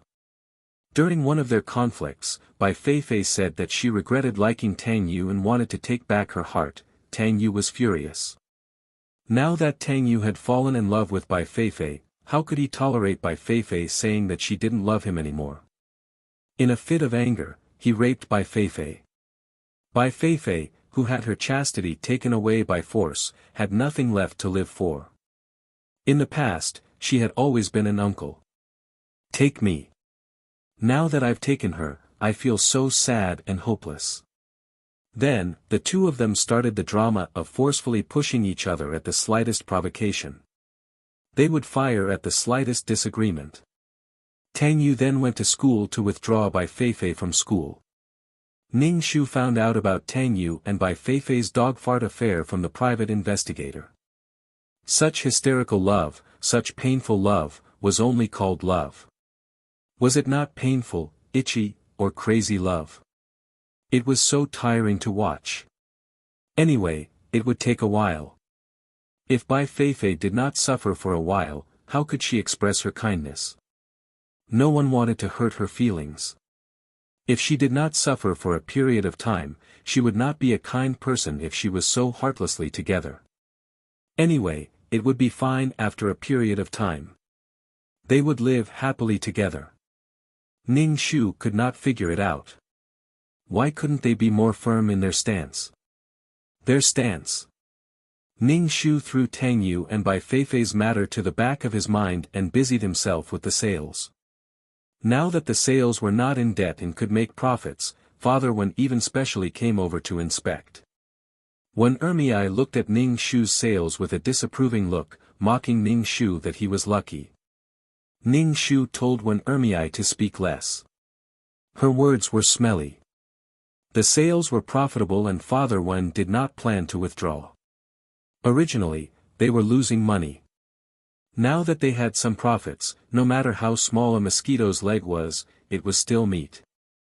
He let Ning Shu manage it first. After Father Wen left, Ning Shu gave some bonuses to the employees of the sales and told them that the sales would not be closed for the time being. The happiest person was Manager Li. The sales would not be closed. He was the head here. With profits, he would not be mocked by other sales managers. The sales were losing money every year. As the sales manager, he was ashamed. Now, he was full of enthusiasm. Other than looking after the sales every day, Ning Shu also paid attention to the Tang family's situation, especially the Tang family's situation in the stock market. The Tang family's company fell and the price had not recovered. The shareholders dumped the Tang family's shares. Tang Yu bought these scattered shares to stabilize the stock price. However, Tang Yu's image was tainted. It made the shareholders and the Tang family's business partners worried. In order to save his image, Tang Yu made a difficult decision. That was to marry Ning Shu. Now that the Tang family was in a precarious situation, Tang Yu thought about it. Only by marrying Ning Shu could he dispel the rumors of him having an affair with his adopted daughter. Tang Yu was unwilling to marry Ning Shu, but he had no choice now. The Tang family was in desperate need of a business partner. Tang Yu hid the fact that he was getting married from Bai Feifei. However, Bai Feifei still found out from the servants who took care of her that Tang Yu was going to marry Ning Shu. Now, another knife was stabbed into her heart. Bai Feifei begged Tang Yu, "Since you're going to get married, let me go. Let me go, okay?" Tang Yu pressed on Bai Feifei's body and rejected her coldly. "Your life is mine. If you die, you're my ghost. I will never let you go." Bai Feifei was in pain. Her uncle was not like this in the past. Tang Yu held a press conference and said that those photos were photoshopped. Someone was deliberately taking revenge. His relationship with his adopted daughter was also pure. Those were rumors. The person he loved was Wen Hanlei. Soon, he would marry Wen Hanlei. Wen Hanlei was the person he loved. He would give Wen Hanlei a grand and romantic wedding ceremony. Bai Feifei watched the press conference on the television at home. Her tears fell. Ning Shu was speechless. Fuck. Could Tang Yu be any more shameless? When was she going to marry him? Tang Yu was too arrogant. He did not even greet her and thought that she would definitely marry him. He really ordered people to come and go as he pleased. He kept Bai Feifei in captivity every day. When he encountered trouble, he would use her as a shield. Chapter 1060. Ning Shu couldn't help but look at himself in the mirror to see if he looked like a sucker. Sure enough, he was cannon fodder. Whenever something happened, he would be pushed to the front. You want to get married just because you want to. Tang Yu held a press conference and said that he loved Wen Hanlei and wanted to hold the wedding of the century. Ning Shu then made a statement. She said that she wouldn't marry Tang Yu and gave Tang Yu and Bai Feifei her blessings. She hoped that Tang Yu and Bai Feifei could be happy. She was going to let go and find her own happiness. In the end, Ning Shu gave Tang Yu and Bai Feifei her blessings again. You must be happy. Ning Shu felt that as an ex, she was pretty good. She broke up peacefully and gave them her blessings. Tang Yu was speechless when he saw the statement. He tried his best to deny that he had an improper relationship with Bai Feifei, but when Han Lei still gave him her blessings. Blessings my ass.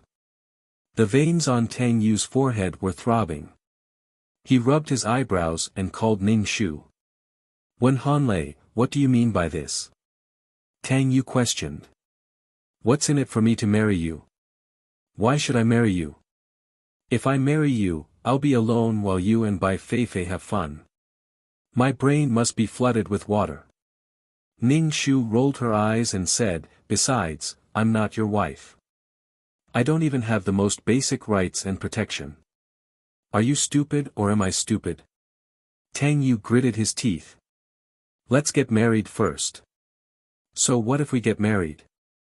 Anyway, you and Bai Feifei have fun while I'll be alone. So what if we have a marriage certificate? Ning Shu said indifferently. When Han Lei, what do you want? What do you want to marry me? Tang Yu gritted his teeth and said sinisterly. We can get married, but on one condition. What condition? Tang Yu asked. I'll try my best to make it up to you, except for falling in love with you. The condition is. Go to hell. I'll never marry you in this life. Ning Shu hung up the phone. Except for falling in love with you. Tang Yu's face was ashen. He looked exhausted. Now that the company was in a panic, the shareholders were not very satisfied with him as the president. He had to find a partner to face this risk together. After thinking about it, the Wen family was very suitable. Moreover, the Wen family's shopping mall was beneficial for selling the company's products. He originally thought that when Han Lei was willing to marry him, but she made a statement. With a tone of reminiscing about the past, he forcefully tied him and Bai Feifei together. What a lousy teammate. Since Ning Shu's method didn't work, Tang Yu asked his parents to take the route of Mr. and Mrs. Wen. Now, it was Mr. Wen's turn to ignore Tang Yu's parents. When they talked about their marriage, Mr. Wen only said that he would respect his daughter's choice and that her happiness was the most important. She rejected Tang Yu's parents' idea of a marriage alliance. Mr. Wen knew that the Tang family wanted to tie the Tang family and the Wen family together. However, the Tang family's situation was not optimistic now and Mr. Wen did not want to get involved. However, he still promised that the Tang family's products would be given preferential treatment in the marketplace. This kind of promise was easy to hear. There was no specific contract, and there were no clauses listed clearly. It was just bullshit.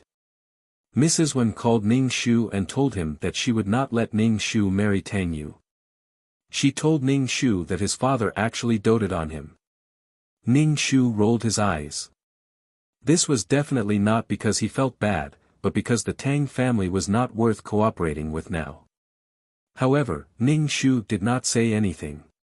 Anyway, he had gotten rid of Tang Yu and did not get involved in Tang Yu and Bai Feifei's bullshit. Don't always pull her out to take the blame when something happened. Did he really think that she would agree just because he acted first and reported later? Did she look naive and innocent? Now that she had nothing to do with Tang Yu, Ning Shu felt relaxed.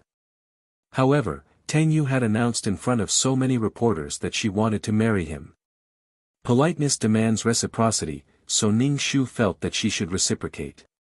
Ning Shu called the entertainment news agency and prepared to tell them about Tang Yu and Bai Feifei's intimate relationship. However, Ning Shu was afraid that the other party would record it, so he changed his phone number and voice. Then, he called the news agency to expose it. Now that Tang Yu and Bai Feifei's relationship was a hot topic, he believed that the entertainment news agency would be happy to have such gossip. After exposing the news, Ning Shu broke the phone card and threw it into the toilet bowl to flush it away. He sat down and read tomorrow's newspaper. Actually, Tang Yu had already committed a crime. He had raped an underage girl. Although Bai Feifei was already over 14 years old and was no longer a young girl, she was only 16 years old and was still underage. To be honest, this kind of rapist male lead really had so much charm that he could make people forget about the blood feud? Sure enough, his skills in bed were passable. Blood feud was nothing. The entertainment news headline the next day was Tang Yu forces underage girl to have sex. This name, Ning Shu liked it. It was now up to Tang Yu to explain that they had already had sex. The secretary sent the newspaper to Tang Yu's office before dawn. Tang Yu was just getting out of bed, and Bai Feifei was so tired that she did not even open her eyes once. When Tang Yu saw the newspaper, he was so angry that he flipped the coffee table.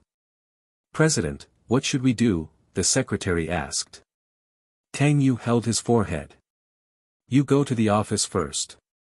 Once the secretary left, Tang Yu could no longer control his emotions. Not only did he flip the coffee table, he even smashed the expensive vase in the room. Very few people knew about this matter.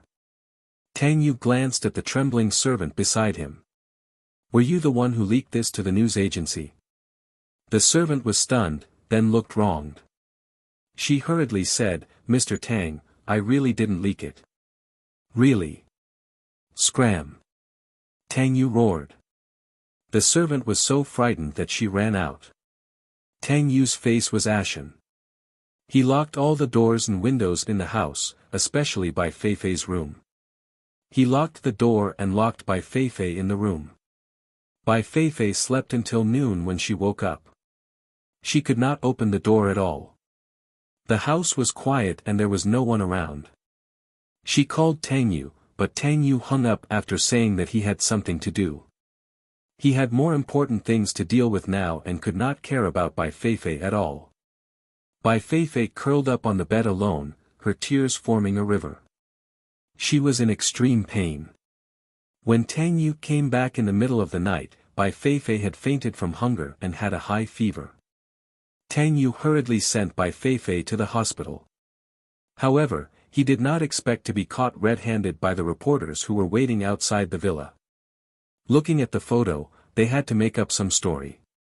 Anyway, it was all about looking at pictures and telling stories. The next day, the entertainment headlines were actually, went to the hospital in the middle of the night, suspected of having a miscarriage. Ning Shu, miscarriage. These newspapers were really going all out for the sake of sales. With Bai Feifei's self-loathing and self-blame, she felt that she was the most miserable person in the world every day. She tortured herself, did not eat, and did all kinds of torture.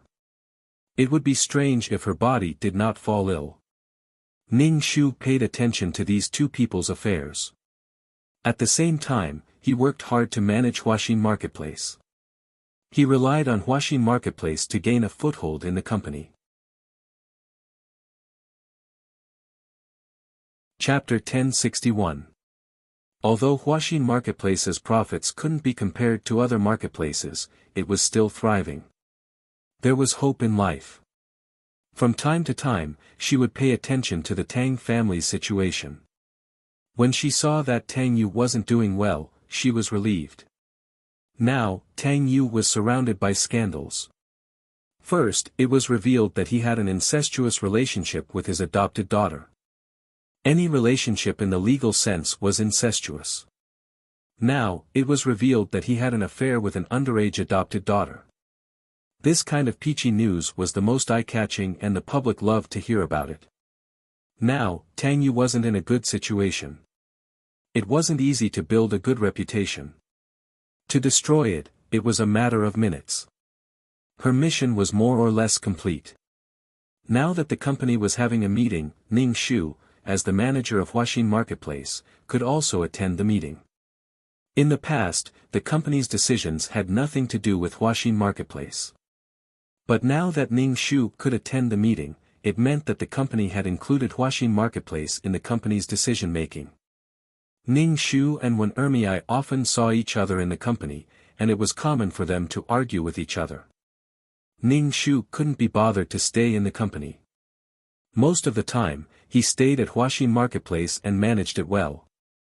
Once he showed his value, Father Wen wouldn't casually marry her to a rich playboy. Ning Shu still asked the private investigator to pay attention to the Tang family's matters, especially Tang Yu and Bai Feifei. But not long after, Ning Shu received news from the private investigator that Bai Feifei had a miscarriage. Ning Shu, Bai Feifei was only 16 years old, dear mother. You guys really knew how to play.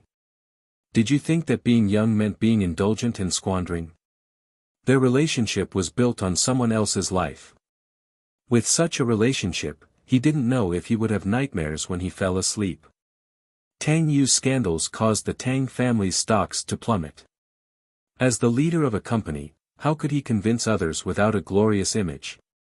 As for Bai Feifei, in this kind of sadistic novel, the male protagonist would abuse her and she would also abuse herself. She probably felt that she was too cheap and wanted to abuse herself to reduce the shame in her heart. Ning Shu couldn't figure out how to solve the problem at this time if they didn't eat and drink enough. Under the pressure of the company's shareholders, Tang Yu's father had no choice but to remove Tang Yu from the position of CEO and let someone more capable take over. But now that the company was in the middle of a storm, whoever took over would have a bit of a headache. Tang Yu, who had been fired, had more time to spend with Bai Feifei. If you like me and you love me, I will torture your heart. If I like you and I love you, I will torture your body. Even if I can't get your heart, I will get your body. Ning Shu told the private investigator not to send him any more information. Just hearing about the two of them was enough to make Ning Shu feel mentally exhausted. Now that she was ready to leave this world, she was anxious to go back and see how the two pearls were doing. I wonder how 2333 is doing. 2333, what's the situation now? Ning Shu called out to 2333. 2333 did not respond. Fuck, 2333, are you dead? If you're not dead, squeak. Ning Shu shouted again. Ning Shu hammered the ground. What the hell was going on? Ning Shu waited and waited, waiting for 2333 to tell him to leave this world.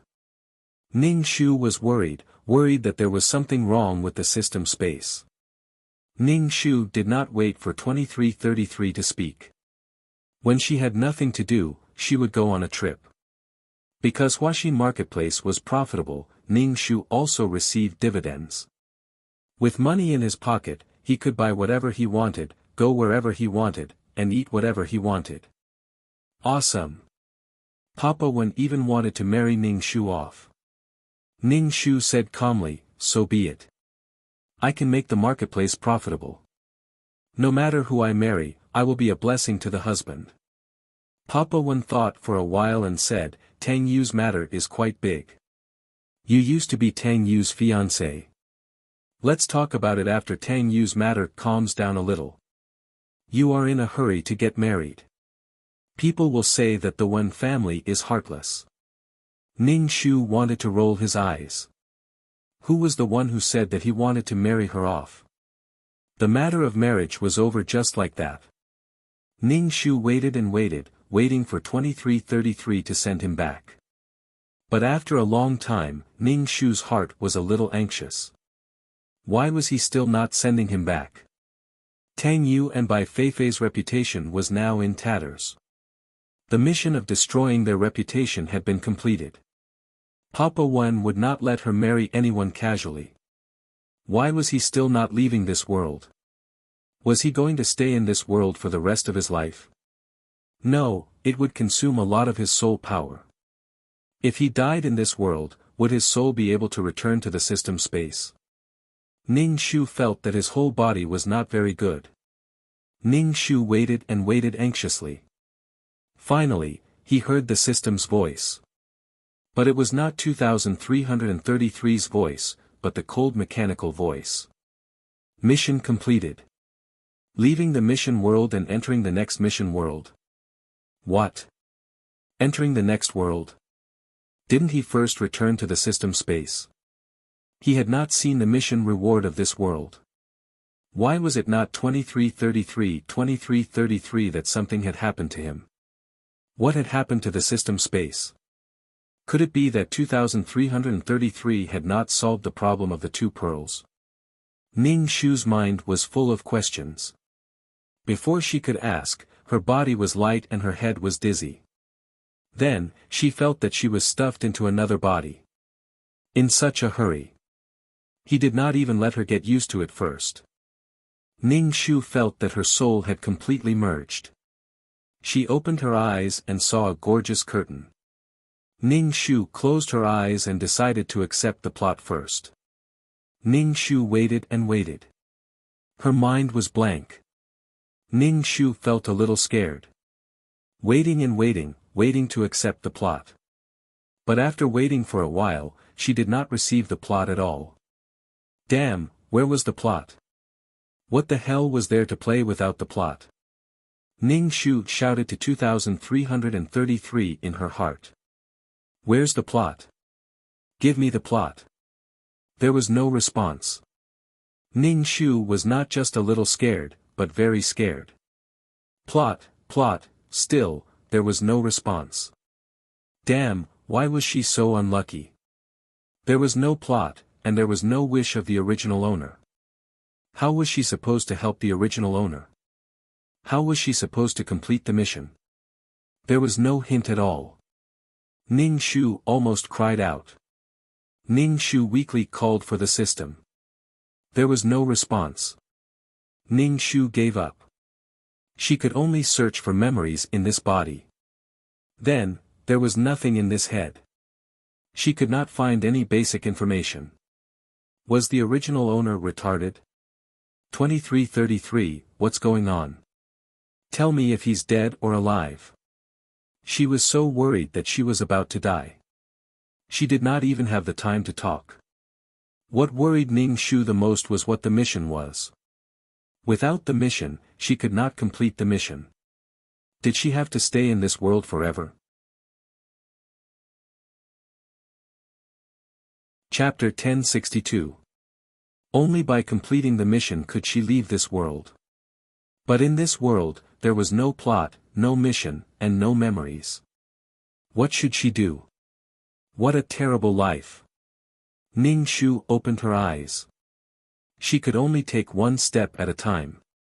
No matter what, she had to stay alive first. Otherwise, without the system to guide her soul back to the system space, she would become a lonely ghost. She, the mission enforcer, would be dead. Ning Shu realized that she was really too weak. Not only was she unable to build her own world, but she also needed to rely on the system. If she could enter and leave the mission world at will, how good would that be? Ning Shu planned to get up. The most important thing now was to figure out the identity of this body. Ning Shu struggled to get up. When she got up, she was panicking and short of breath. She put her hand in front of her. Oh my, her hand was as thick as a carrot. The back of her hand was swollen like a steamed bun. Ning Shu touched her face. Her face was soft. She touched all the way down to her chest. Too full.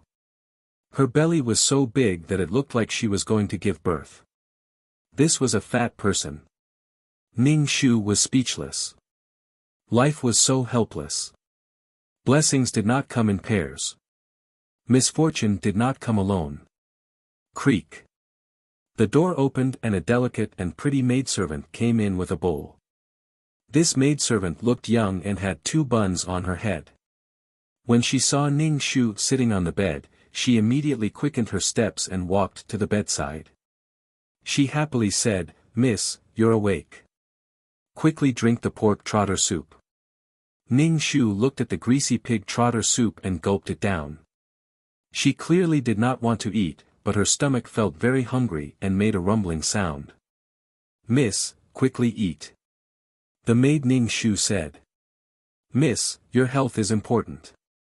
Ning Shu closed her eyes and said to the maid, "Pour me a cup of water first. I'm thirsty." "Okay." The maid immediately poured a cup of water for Ning Shu. Ning Shu reached out her chubby hand and took the cup. She gulped down the water and felt a little better. He didn't know if it was because he was too fat, but Ning Shu felt a little dizzy. His head was spinning, and his head wasn't clear. "Young miss, quickly drink some soup. You haven't eaten for a day." The servant girl handed a bowl of pork trotter soup to Ning Shu. There were also a few pieces of meat in the bowl. There were a few green onions floating in the soup, and it smelled quite good. But it was too greasy. Why didn't he scoop the grease off the top? Ning Shu asked, "What's wrong with me?" "Miss, did you forget that you cried yourself unconscious in front of Master's coffin?" The little girl widened her clear eyes and stared at Ning Shu. Ning Shu was speechless. Only then did Ning Shu notice that the servant girl's clothes were very simple and clean. Her father had died, yet she was still so extravagant. "Prepare vegetarian dishes for me. I'm in mourning," Ning Shu said. In ancient times, filial piety was very important. Now that the father of this body had died, it was easy to get into trouble if one ate a lot of fish and meat. Looking at the decorations in the room, one could tell that they were either rich or respectable. She should be even more cautious. When the servant girl heard Ning Shu say that she wanted to eat vegetarian dishes, a surprised expression appeared on her face. She immediately said, "Miss, don't worry. Young Master Gu said that you can eat whatever you want. It's fine." Who was young Master Gu? Eat whatever she wanted. The ancients had to be in mourning for 3 years, so they had to be vegetarian for 3 years. Moreover, they had to abstain from sexual intercourse. What was this young Master Gu thinking? "I'm in a bad mood. I don't want to eat greasy food. Prepare something light and some porridge for me." She hadn't eaten for a day. If she drank this bowl of greasy food, her body would suffer. She would definitely be dehydrated. The servant girl had a surprised expression on her face. Holding the bowl of pork trotter soup in her hands, she asked again, "Miss, you really don't want to drink?" "I'm not drinking. Prepare some porridge.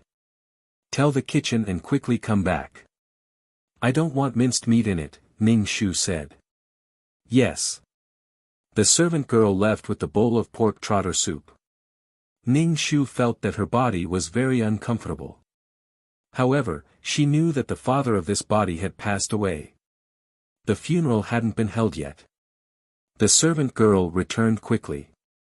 Ning Shu said, "Pour me another cup of water." The servant girl quickly poured a cup of water for Ning Shu.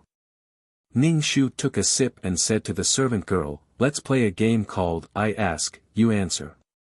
If you can't answer, you'll be punished. If you can answer, you'll be rewarded." "Okay." The servant girl nodded her head like she was pounding garlic. "What's your name?" Ning Shu asked. "My name is Shi Tao." "Correct." "What's my name?" "Miss, your name is Fong Lanxin." "Fong Lanxin. Who is this young Master Gu you're talking about?" "Miss, what's wrong?" Shi Tao couldn't help but ask Ning Shu. "I'm testing you." Ning Shu calmly picked up the teacup and drank. "Oh, young Master Gu, second young Master Mo, and young Master Li are all Mrs. husbands." Cough cough cough cough cough. Ning Shu spat out the tea in her mouth. She choked on the tea and felt a burning sensation in her throat. "Miss, what's wrong?" Shi Tao quickly reached out and patted Ning Shu's strong back. "Miss, are you okay?" She then took out a handkerchief and wiped the water stains on Ning Shu's mouth. Ning Shu wiped the tears from her eyes. "I'm fine. I just drank too much." "They're all my husbands?" Ning Shu asked, the corners of her mouth twitching. "That's right, husband candidates. They are the old master's adopted sons. Although they are called adopted sons, they are actually the young Miss husband candidates. The old master said that whoever the young Miss likes and marries, the old master will give him the inheritance." Ning Shu was speechless. "Okay, this was very powerful." Ning Shu coughed and asked, "What does our family do for a living?" We do everything. Selling cloth, buying and selling tea and herbs. Old master does everything that can make money, Shi Tao said. It was a pity that old master Mo was dead. She had no plot and no memories. She still had to face 3 husband candidates. Then who do I like? Ning Shu asked. Miss, I'm not very sure. Young Master Gu Rui, is mature and steady. He's always helped old master take care of the business. He's the dream lover of many girls in our county. Second young Master Mo. Second young Master Mo, what's wrong with second young Master Mo? Ning Shu asked. Second young Master Mo Juechen, is androgynous. He's devilishly charming, but he does things too casually. It all depends on his mood. I saw him kill a servant with a smile on his face. Shi Tao's body trembled. She was clearly very afraid of Mo Juechen. What about third brother? Ning Shu asked helplessly. Young Master Li is about the same age as Mississippi. He's young, handsome, romantic and affectionate. Miss likes to talk to young Master Li the most, Shi Tao said. Ning Shu was speechless. Ning Shu's initial impression of these 3 people was that they were dragons and phoenixes among men. Why were they gathered in this small merchant's house? How did my father die? Ning Shu passed the teacup to Shi Tao. He didn't intend to drink any more water. Miss, don't you remember? Old master was infected with an epidemic. Shi Tao stared at Ning Shu. Father. Ning Shu squeezed out tears. Chapter 1063. What about my mother? Ning Shu asked again. Miss, your mother had a difficult birth and passed away after giving birth to you. Shi Tao replied. Shi Tao, how long have you been working for me? Miss, what's wrong with you? Shi Tao asked worriedly. Don't you remember? I grew up with you. Ning Shu saw that Shi Tao was a little suspicious and stopped asking. Well, the game is over. You've answered all the questions. I'll reward you handsomely. Ning Shu said. Shi Tao immediately smiled. Ning Shu bowed and saluted. Thank you, Mississippi. The cook in the kitchen brought the porridge. Shi Tao quickly took it and blew on it while stirring it with a spoon. Ning Shu was so hungry now that she was dizzy and wanted to swallow the whole bowl. Fortunately, it was winter now and it cooled down quickly. Ning Shu finished a big bowl of porridge at once and felt a little better. Put on some clothes for me. I'm going to keep vigil. Ning Shu lifted the quilt and suddenly felt a cold wind rushing into the quilt. She really didn't want to get up. Miss, you should have a rest first. Master Gu said that you should have a good rest and don't try to be brave. The 3 of them will be enough to keep vigil. Shi Tao quickly covered Ning Shu's legs with the quilt. It's snowing outside. It's very cold. Ning Shu looked at Shi Tao and felt that Shi Tao was very obedient to Gu Rui. It's okay. Get me some clothes. Ning Shu lifted the quilt ruthlessly. It was always right to follow the rules when the situation was unclear. Seeing that Ning Shu insisted on getting up, Shi Tao opened the wardrobe and took out a plain dress. Ning Shu got out of bed and realized how fat she was. She was like a ball. She almost couldn't see her toes. The clothes were very loose and the belt was tied on the stomach. Ning Shu wanted to cover her eyes. Shi Tao put the white cloth on Ning Shu's head. Feeling sorry for Ning Shu, she said, Miss, Master has passed away. Miss, you have to take good care of yourself. Ning Shu nodded. Shi Tao opened the door, and a gust of cold wind rushed into the room. Ning Shu immediately shivered. Although he had a lot of fat on his body, Ning Shu felt as if he was naked.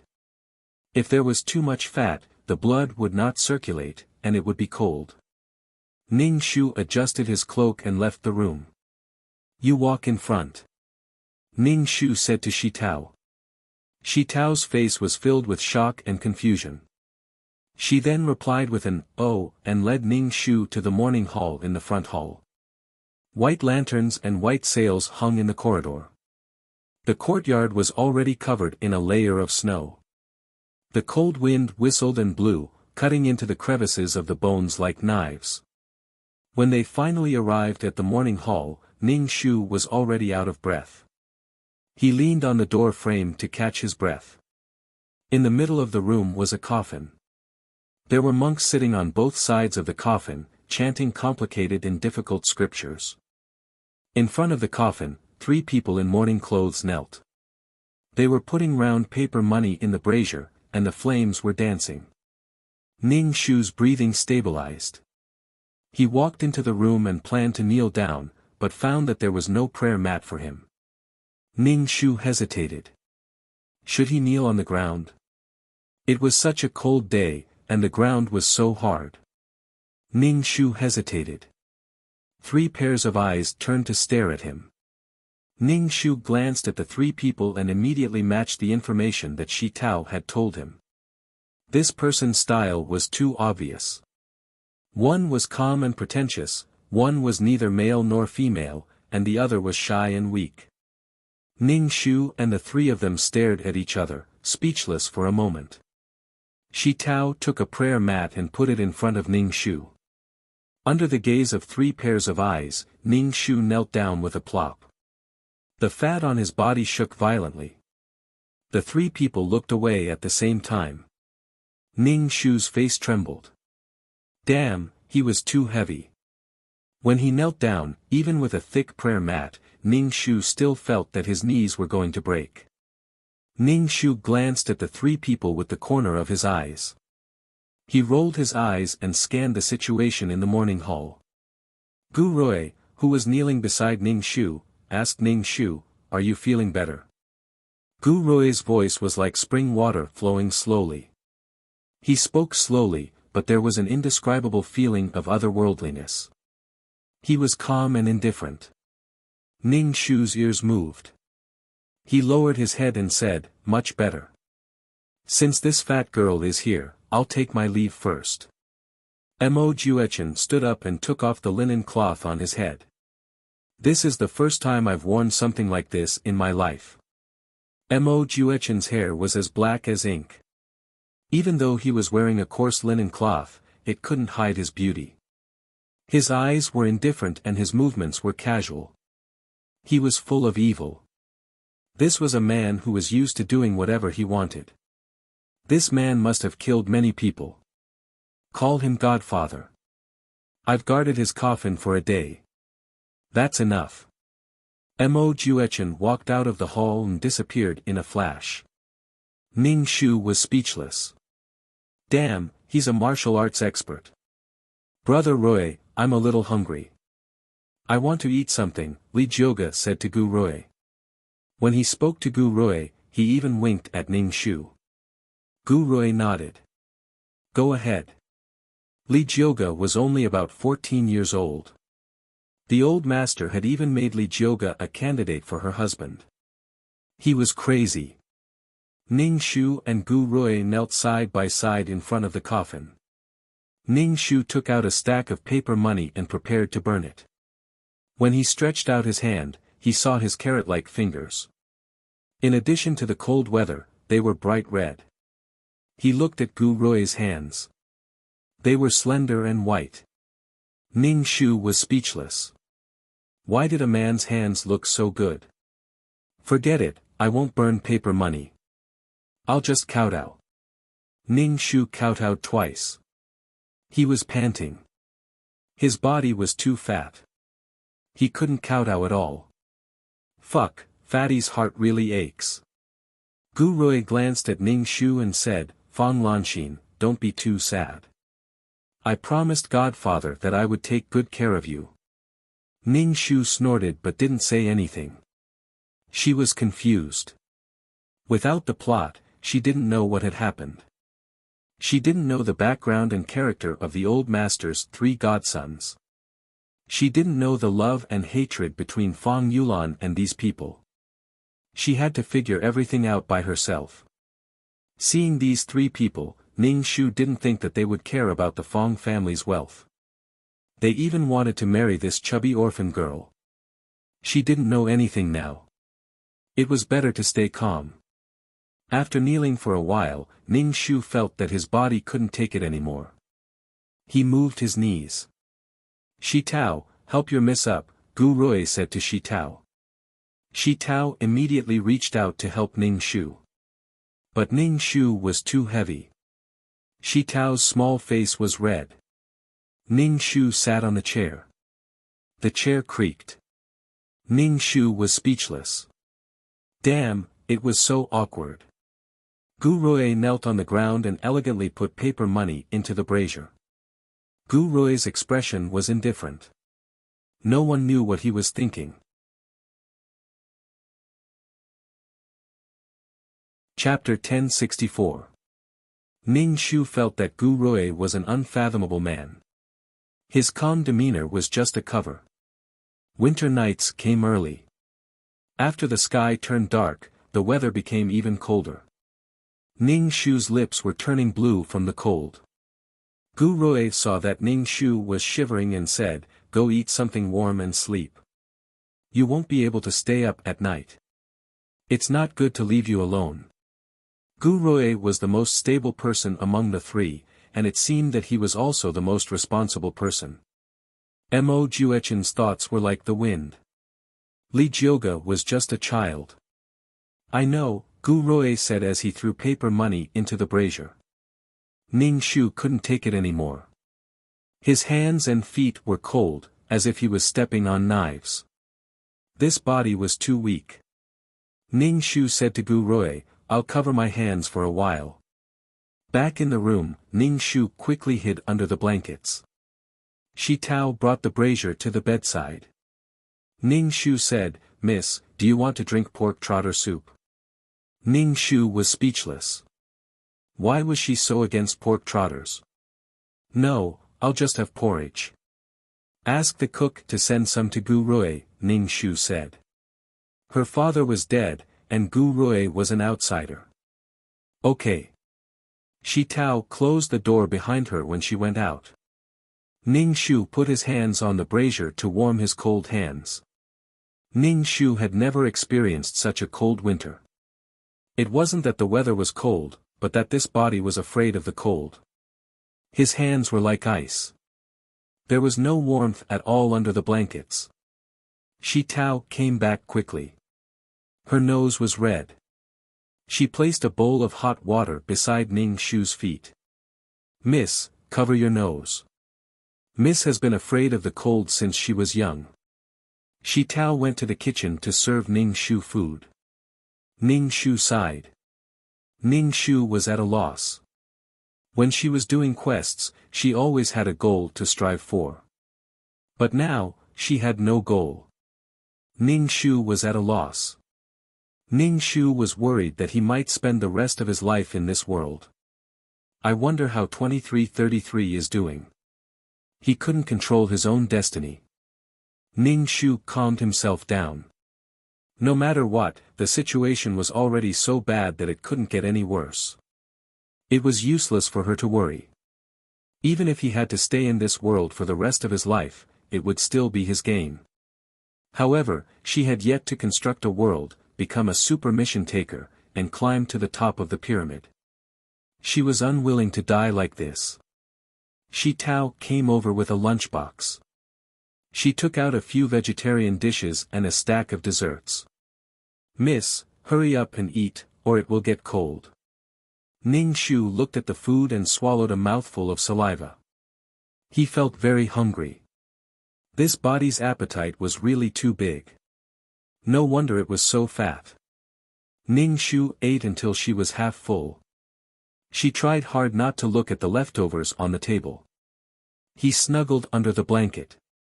"Ask the kitchen to send some food to Gu Rui.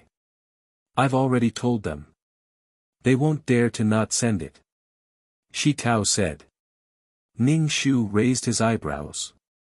It seemed that the three of them had a lot of power in the Fong family. It's cold. You should go and rest early. You don't have to watch over me. Ning Shu said to Shi Tao. I'm fine. Miss will be hungry in the middle of the night. I have to prepare food for you. Shi Tao shook her head. Ning Shu was speechless. No wonder she was so fat. She ate too much and the excess calories became fat. No need. I've decided to lose weight. I'm too fat to walk.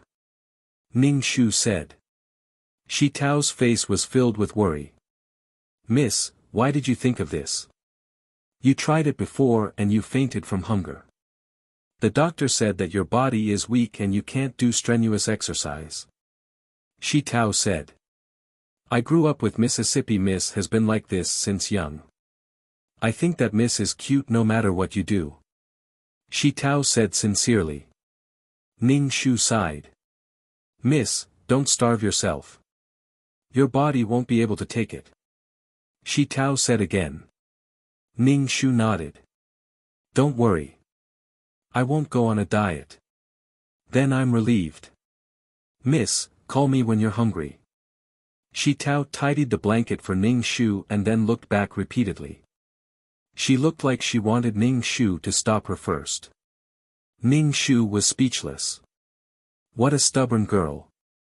Wasn't it cold to stay here on such a cold day? Have a good rest. Ning Shu said to Shi Tao. Miss, have a good rest too. Shi Tao went out and closed the door. The room was quiet. Ning Shu listened to the howling cold wind outside. She sat up with difficulty. This body was stiff. She didn't know if it was because of the cold weather or because she didn't exercise often. Ning Shu sat cross-legged like this. She was so tired that her heart was thumping wildly. She saw stars in front of her. Ning Shu took a deep breath and began to practice her peerless martial arts. However, Ning Shu didn't feel too good. Ning Shu could clearly feel the spiritual energy, but her body couldn't absorb it. Her body's muscles and veins were thin and weak. Because she was too fat, it caused great damage to her bones. Her bones were much older than those of her peers. Ning Shu frowned. She straightened her back and continued to practice. Although the effect was slow, Ning Shu felt that her body was warm. Her hands and feet were no longer cold and stinging. With her body warm, Ning Shu was even more motivated to practice. She definitely had to lose weight. Being too fat was harmful to her health. Ning Shu felt the pulse of this body. It was weak. She didn't know why, but at such a young age, her body was in sub-health. It was developing in the direction of diabetes. It seemed that she had to take care of her body in the future. Otherwise, it was really easy to die suddenly. After practicing for a night, Ning Shu's body was warm. The next morning, Ning Shu went to the morning hall and saw that Gu Rui was still guarding the coffin. He was wearing a cloak. Ning Shu was a little surprised.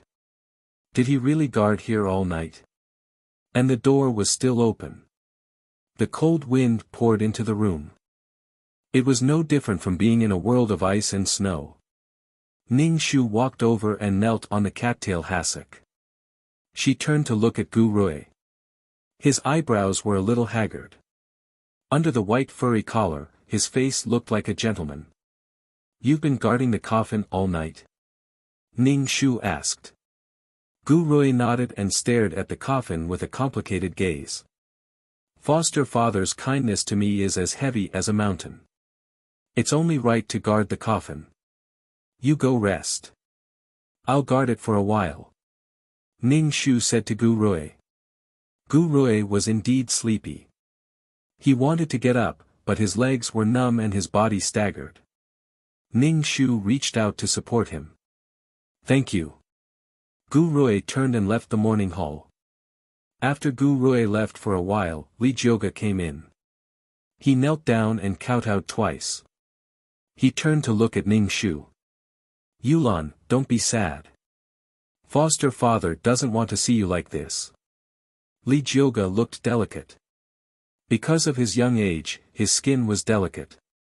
How could such a child be from an ordinary family? Where did the old man find such a child? I know. Ning Shu said. Chapter 1065. Li Jioga took out a flower from behind his back. This is for you. Ning Shu was surprised. Where did this flower come from in the middle of winter? Thank you. Ning Shu took the flower. Where did you get this flower? Guess. Li Jioga had a mischievous look on his face. Then, he put the paper money into the brazier. Ning Shu stared at the coffin made of Phoebe Jiannan wood. A wave of sadness welled up in his heart. This should be Fang Yulan's emotion. Her father was lying inside. He had suddenly been infected with an epidemic. Ning Shu turned to Li Jioga and asked, "How did you meet my father?" Li Jioga paused and remained silent. It seemed that there was a secret that couldn't be told. I'm just asking. You don't have to answer. Ning Shu used a wooden stick to poke at the oil lamp. This oil lamp couldn't be extinguished until the funeral. The coffin stayed at home for 3 days. On the day of the funeral, Mo Juechen, who had run off somewhere, came back. The person who sent the coffin was Gu Rui. Ning Shu and his 2 foster sons followed behind the funeral procession. Ning Shu looked at Mo Juechen beside him. He could dress so devilishly even when he was wearing mourning clothes. The burial site was chosen by the old man when he was still alive. It was a place with good feng shui. Ning Shu looked at the coffin that was buried in the soil. Unknowingly, tears streamed down his face. He felt very uncomfortable. Mo Juechen handed Ning Shu a handkerchief. Wipe your tears. You're already ugly. I can't bear to look at you when you cry. Ning Shu took Mo Juechen's handkerchief and wiped his tears and mucus. Then, he stuffed the handkerchief back into Mo Juechen's hands. Here. Mo Juechen picked up the handkerchief and threw it away. Ning Shu, damn it. That hurt his pride. How could such a person be a husband candidate? Nonsense.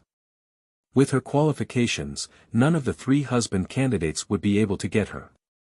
Ning Shu stared at Mo Juechen's face as though he had nothing left to live for. To be honest, Ning Shu suspected that Mo Juechen was the leader of the demon sect. Most people with such an aura were not good people. Mo Juechen looked away from Ning Shu expressionlessly. He didn't even look at Ning Shu. It was completely ignored. Ning Shu's heart was very sad, and tears fell down. After the funeral, Ning Shu's long sleeves were wet. When they got on the carriage, Ning Shu finally cried out loud. But after crying out loud, he felt much better. Miss, don't cry. Shi Tao hurriedly wiped away Ning Shu's tears. Ning Shu leaned on Shi Tao's shoulder and almost pressed Shi Tao down. After crying for a while, the depression in his heart dissipated a lot. Ning Shu actually felt refreshed. Miss, don't be like this. I feel bad. Shi Tao also sniffled and started crying. When the 3 husband candidates heard the screams from inside, they all urged their horses to leave one after another. Gu Rui, I'll give that girl to you as your wife. Mo Juechen said to Gu Rui. Gu Rui's expression didn't change. If I don't succeed, I won't have a family. Pfft. Mo Juechen's face was full of disdain. Mo Juechen then turned to Li Jioga. Li Jioga hurriedly waved his hand. Don't look at me. I'm still so young. I won't get married so soon. Pfft. Mo Juechen's face was full of disdain. What does that have to do with anything? That girl is the same age as you. She's of marriageable age and you're 16. It's time to start a family. Why aren't you the one getting married to Fang Yulan? Li Jioga asked Mo Ju Chen. Mo Ju Chen raised his eyebrows and slowly clenched his fists. He blew on them. I'm not patient. You know that I kill people like flies. Who knows when I'll stab her to death? Let's think of a way to make that girl talk. Fang Mingji is a sly old fox. He won't tell us where that thing is even until he dies. He even wants one of us to marry his daughter. Mo Ju Chen looked at his fingernails. Gu Rui still looked indifferent. Li Jioga blinked and asked, "What are you talking about?" "It's none of your business. Gu Rui, why don't you marry her? I only want the secret manual that can dominate the pugilistic world. I don't care about anything else." Mo Ju Chen leaned forward and looked at Gu Rui. Gu Rui glanced at Mo Ju Chen. "Why don't you marry her? You kill people like flies. What's the big deal?" "I'm just ruthless." "You're ruthless. I can't compare to you," Mo Ju Chen said politely. Li Jioga was stunned. He shook his head. Ning Shu and Shi Tao hugged each other and cried. When they returned to the Fang family, Ning Shu and Shi Tao's eyes were swollen like walnuts. Ning Shu returned to his room and looked in the bronze mirror. He was stunned. "Miss, don't worry. I'll get some hot water for you. It'll reduce the swelling." Ning Shu wasn't shocked by his swollen eyelids. He was shocked by his face. He thought that he would be fat, but his face was as big as a plate. His facial features were all squashed together. It was really a case of being fat. Coupled with her swollen eyes, she was really unbearably ugly. Shi Tao squeezed a hot handkerchief dry and applied it to Ning Shu's eyes. "Shi Tao, how did my father get infected?" Ning Shu asked Shi Tao with his eyes closed. Shi Tao pressed the handkerchief and said, "Miss, Master is kind-hearted. After the snowstorm, Master went to the place where the snowstorm happened and donated food and cotton-padded clothes.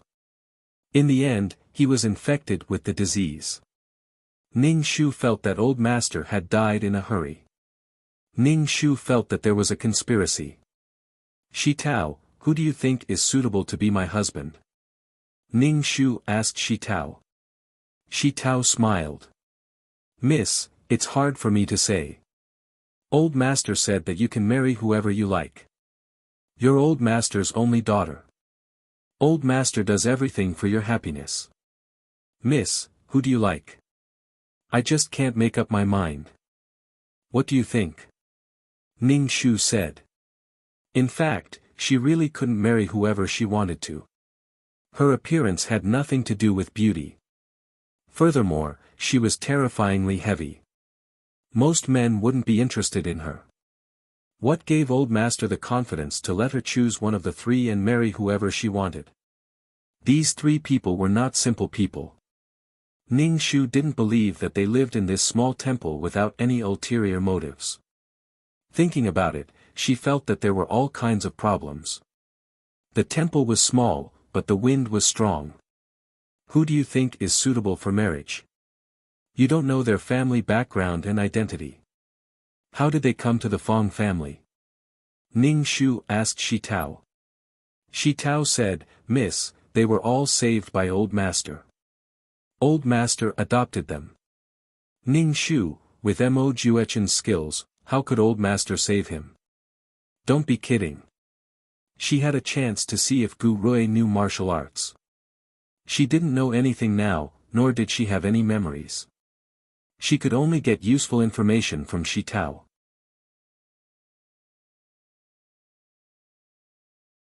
Chapter 1066. Shi Tao, who do you want your miss to marry? Ning Shu asked Shi Tao. Young miss, I think young Master Gu is more suitable for Mississippi. Young Master Gu has been helping Old Master take care of the Fang family's business. He is mature and steady. He is a match made in heaven with Mississippi. Young Master Gu will definitely take good care of Mississippi. Ning Shu was speechless. They were a match made in heaven. If Shi Tao was not blind, then others were. Sometimes, appearances could be quite intimidating. Gu Rui was calm and indifferent, but it was hard to tell what a person's heart was. Who knew if Gu Rui's heart was red or black? Second young master Mo is not in the Fong family for 8 to 10 days. When he comes back, no one dares to go near him. He kills servants at the drop of a hat. Miss, please don't marry him. Shi Tao tried her best to persuade Ning Shu. Damn, he was so cruel. Young Master Li is just a child. He can't be relied on by Mississippi, Shi Tao said.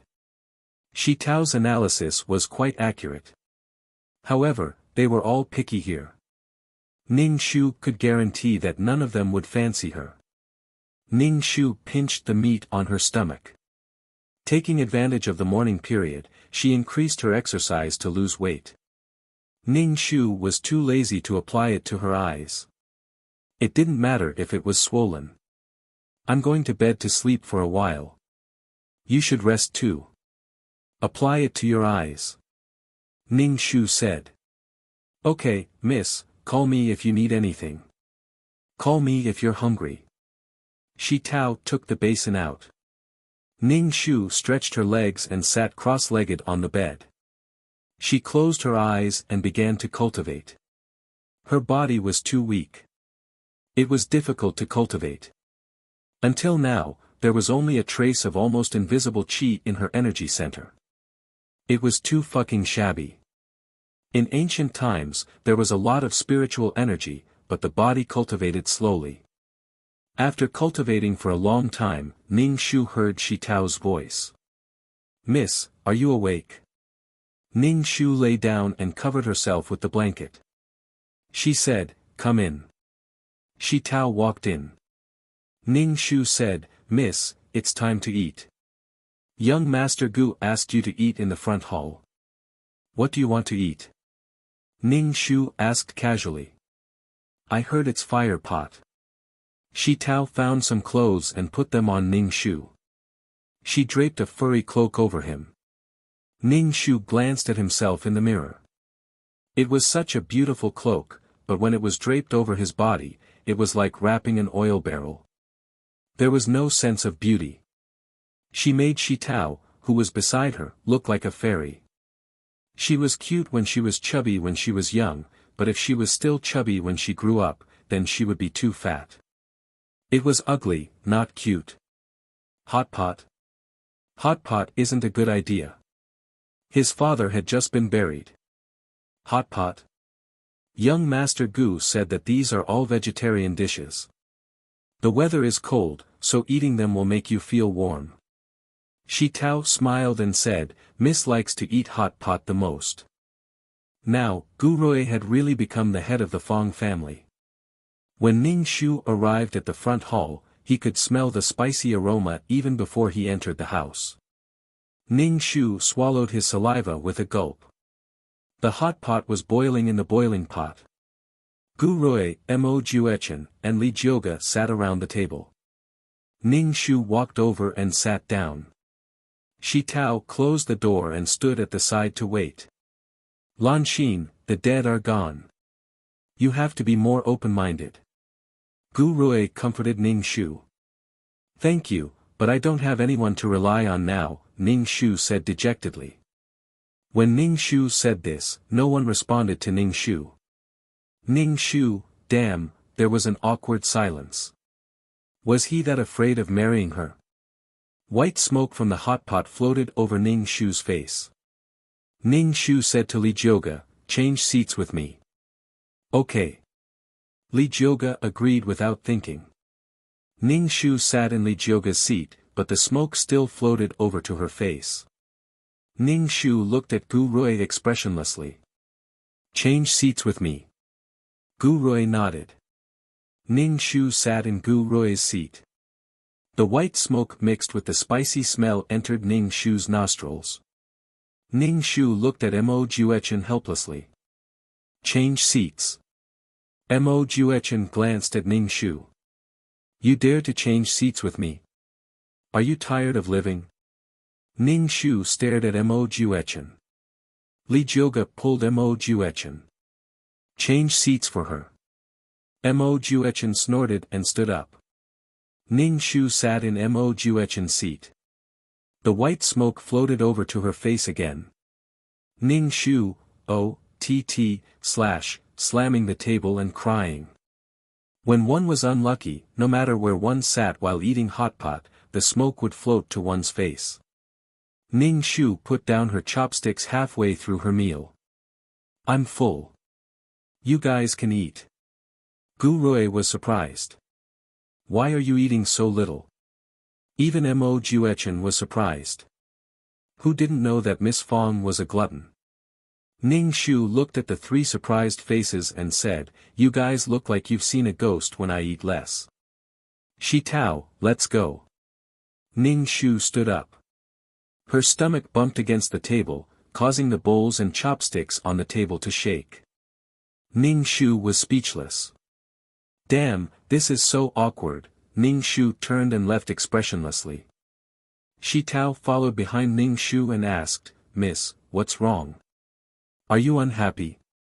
From tomorrow onwards, I'm going to start working out and losing weight, Ning Shu said. Miss, your body won't be able to take it. Shi Tao was very worried. It's okay. I'll just walk a little more and jump a little more every day, Ning Shu said. At night, Ning Shu practiced her ultimate martial arts.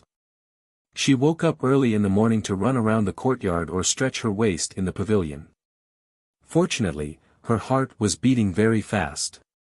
Pft. Ning Shu was stretching her waist when she heard a mocking sound. Ning Shu looked around but didn't see anyone. Ning Shu lifted the curtain and ran out of the pavilion. He saw Mo Juechen standing on the pavilion. He was dressed in white and almost blended in with the surrounding snow. The cold wind blew at the corners of his clothes and his black hair. He was as beautiful as a painting. Mo Juechen jumped down from the pavilion and landed lightly on the snowy ground. Ning Shu felt that if he had jumped down, he would have landed in a huge hole. Mo Juechen walked in front of Ning Shu, leaving only a faint mark on the snow. Ning Shu's pupils shrank. This guy's martial arts are not weak. Ning Shu looked at Mo Juechen warily and took a step back, leaving a deep footprint in the snow. What are you doing? Ning Shu stood in front of Mo Juechen. Girl, do you understand my heart? Huh? Ning Shu's chin twitched. You should understand, right? Mo Juechen stared at Ning Shu. What does this mean? Is he confessing to me? Ning Shu, ha ha, Fong Yulan, handsome, have you heard of health supplements? Do you need insurance? Do you need face masks? Do you need a small loan? Ning Shu asked. Mo Juechen looked at Ning Shu silently. I don't need health supplements, insurance, face masks, or small loans. I just want one thing. Mo Juechen reached out and wanted to strangle Ning Shu, but Ning Shu was too fat to have a neck. He bent two fingers and poked Ning Shu's eyes.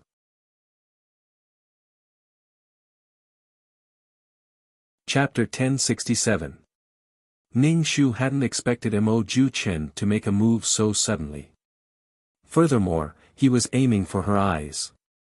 If Mo Juechen really touched her eyes, her hands would probably be crippled. This bastard was really crazy. He was just talking to her, but he suddenly attacked her. Ning Shu wanted to dodge Mo Juechen's attack, but her feet were stuck in the snow. It took a lot of effort and time to pull them out. She couldn't think of an effective counterattack, so she fell to the ground with a plop. She fell forward and grabbed Mo Juechen's clothes. Damn, he's crazy. Ning Shu's other hand grabbed Mo Juechen's pants. The sound of fabric tearing and Ning Shu falling to the ground could be heard. Mo Juechen's actions were immediately noticed. Ning Shu lifted her head slightly. Her face was covered in snow, and she saw a pair of strong and slender legs. Ning Shu's eyes moved up to his thighs. Damn, I can't look up anymore. It hurts my eyes. Fong Lanqin, let go. Mo Ju-chen hurriedly pulled up his pants. Ning Shu didn't let go of Mo Ju-chen's pants. Mo Ju-chen, I'm not that easy to bully. Ning Shu's face was red as she huffed and puffed. Let go of me. Mo Ju-chen pinched Ning Shu's swollen hands. Let go. Mo Ju-chen, I'm going to kill you. Ning Shu grabbed Mo Ju-chen's pants and pulled hard. Mo Ju-chen's body fell backwards onto the snow with a plop. Fong Lanxin, I'm going to kill you. Mo Ju-chen's voice seemed to come out from the gaps between his teeth. It was abnormally sinister and terrifying, causing people to tremble in fear. Ning Shu hurriedly got up and shouted, "Help! Someone wants to kill me." Shut up. Mo Ju-chen hurriedly pulled up his pants. What's wrong? Gu Rui walked over and looked at the flustered Mo Ju-chen. Ning Shu quickly hid behind Gu Rui and pointed at Mo Ju-chen. He wants to kill me. He wants to kill me. Mo Ju-chen bared his teeth. Fong Lanxin, you'd better be careful. I'll remember what happened today. Ning Shu stared at Mo Ju-chen. I'll remember this as well. If you ever fall from grace, I'll definitely kick you when you're down. Mo Ju-chen, what are you doing? Why are you fighting with Lan Xian? Gu Rui frowned. Mo Ju-chen's face was filled with impatience. I don't have the patience to stay here any longer. Hurry up and get this damned lass to hand over the item. Gu Rui, for your sake this time, I won't touch this wretched girl. Otherwise, I will detain this wretched girl and squeeze all her fat out of her to light a sky lantern. Mo Ju-chen flew away, his voice getting further and further away. Things in the cult, Mo Ju-chen was indeed here for something. But what was it? Gu Rui narrowed his eyes as he watched Mo Ju-chen fly away. He turned back and his gaze landed on the back of Ning Shu's hand. The back of his hand was swollen from Mo Ju-chen's pinch. Are you alright? Gu Rui asked gently. Ning Shu smiled. I'm fine. Let's go back. I'll get some ointment for you, Gu Rui said. Ning Shu nodded and returned to the house with Gu Rui. Ning Shu turned back to look at the snow. Her footprints were very deep, while Gu Rui's were only shallow. She was heavier than Gu Rui, but Gu Rui was still an adult. People who practiced martial arts had long breaths and light bodies. Ning Shu had reason to suspect that Gu Rui knew martial arts. Back in the room, Gu Rui took out the ointment and applied it on the back of Ning Shu's hand. The ointment was cold. Gu Rui applied it with moderate strength. Ning Shu looked at Gu Rui and asked, Gu Rui, what is the thing that Mo Ju-chen was talking about? Gu Rui closed the box and said lightly, it's something attractive. What is it? Is it attractive to you too? Ning Shu raised his eyebrows. Did old Master Li's death have something to do with these people? No, I don't care about those things. I just want to live a peaceful life now. Gu Rui kept the box. Ning Shu didn't think that Gu Rui didn't care. Can I ask what it is? Ning Shu asked. Gu Rui shook his head. I'm not sure either. Didn't Godfather give you anything? Ning Shu, she didn't know anything at all. She didn't have the plot or memories. What did she know? It was hard to say whether Grandpa Sheng had given Fong Lanxin anything. Maybe he did. Maybe in the plot, the thing that old Master Li gave her was cheated away by her 3 potential husband candidates. Ning Shu didn't feel at ease even with the young Li Jioga. What was it that had attracted them to the Fong clan? This small Fong clan had attracted the attention of 3 dragons and phoenixes. Ning Shu didn't think that Gu Rui would stay in the Fong family peacefully. Some people weren't ordinary and wouldn't be satisfied with the status quo. Don't provoke Mo Ju-chen. He's the leader of the demon sect. Every righteous sect wants to kill him. He kills people like flies. It's best not to provoke him, Gu Rui said lightly. Ning Shu, he was indeed a member of the demon sect. He had the independence of the demon sect and the arrogance of the villains. Then can I know your and Li Jioga's identities? Ning Shu asked. Jioga is the son of the Empress of Rome country. His mother's family was executed and the Empress was deposed. He was sent out by the palace servants. There's no place for him in Rome country. Ning Shu, so he was a prince. But he couldn't even be considered an ordinary person now. What about you? Ning Shu asked. He had a feeling that Gu Rui was also a reactionary. Me. Gu Rui said lightly, I'm the prince of Jia country.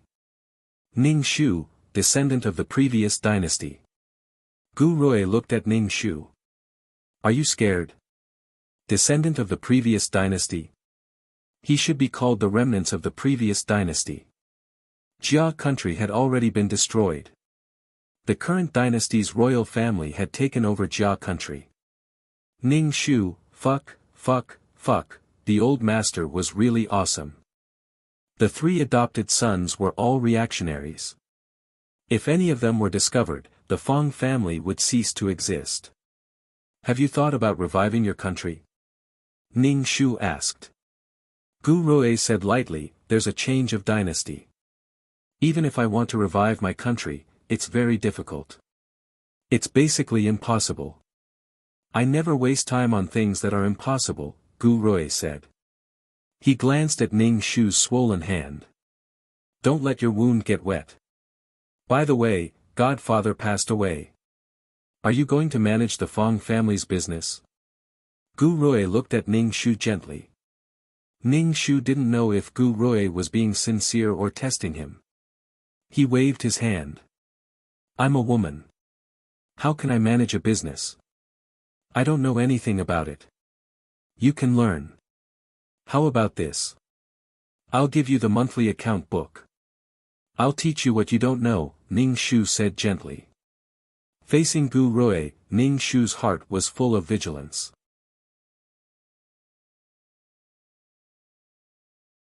Chapter 1068. Even when facing Mo Juechen, Ning Shu was not this nervous. She knew that Mo Juechen was someone who did as he pleased and killed people without batting an eyelid. Gu Rui, on the other hand, had always been calm and collected. She did not know what kind of person he was.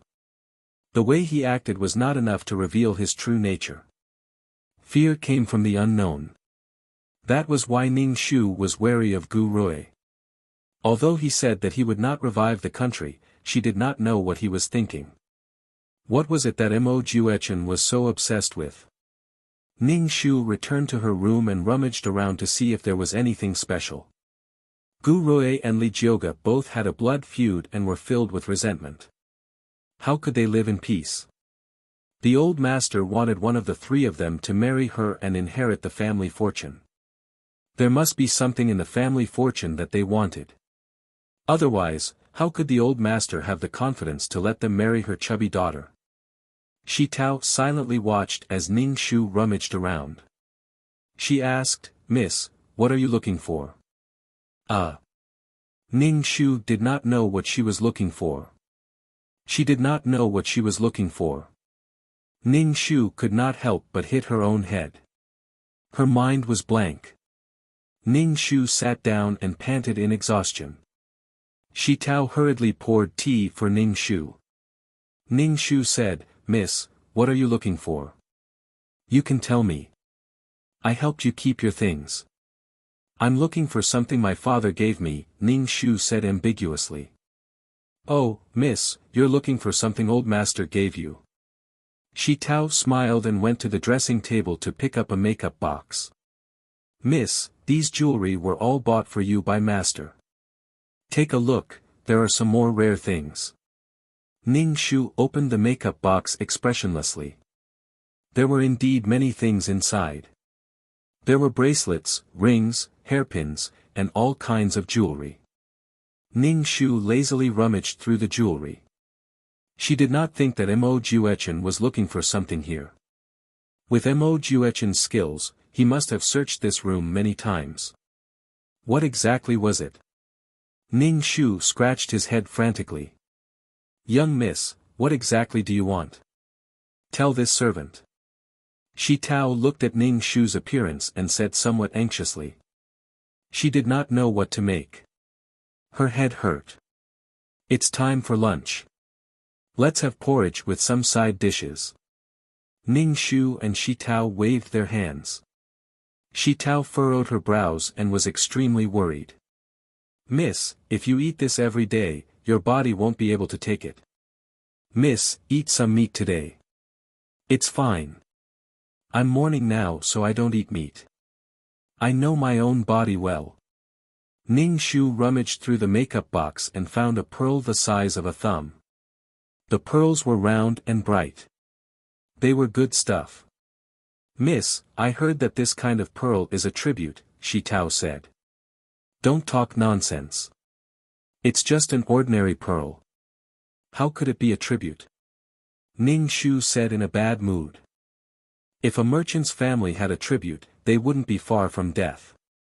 Yes, this servant is saying that this kind of pearl can't even be compared to a tribute. Shi Tao said with a smile. Ning Shu shone the pearl under the light. The light was even. It was a good thing. Girl, this is for you. Ning Shu picked a hairpin for Shi Tao. You won the game last time. This is your reward. The hairpin was made of silver, but the workmanship was very exquisite. It was lifelike and looked like a butterfly spreading its wings. Shi Tao quickly waved her hands. Miss, this is too precious. This servant can't accept it. It's for you. Just take it. Ning Shu inserted the hairpin into Shi Tao's hair and said with a smile. Shi Tao is very beautiful. Thank you, Mississippi. Shi Tao and Ning Shu curtsied. Ning Shu nodded. Shi Tao went to do her work. Ning Shu propped up her chin. She thought that Shi Tao was already 14 years old. It was the time for a young girl to yearn for love. She just didn't know if Shi Tao had someone she liked. There were 3 gorgeously dressed men in the house. They could mesmerize the maids in the house. Even Mo Juechen, who killed people like flies, had people admiring him. Therefore, the 3 of them were a little lethal. He just didn't know if Shi Tao had someone she liked. Ning Shu let out a long sigh. He felt that there were no reliable people around him. Shi Tao had grown up with Fong Lanxin. He didn't know if she would betray the original owner. Forget it. I'll just cultivate. As long as I'm strong, I don't care about any schemes. Ning Shu sat cross-legged on the bed. He closed his eyes and began to cultivate. When he heard footsteps outside, Ning Shu stopped. Ning Shu pinched the flesh on his body. He felt that his flesh was much tighter. The peerless martial arts strengthened the body, but there was still no way to get rid of the flesh on his body. He still had to be around fatty. With a creak, the door opened.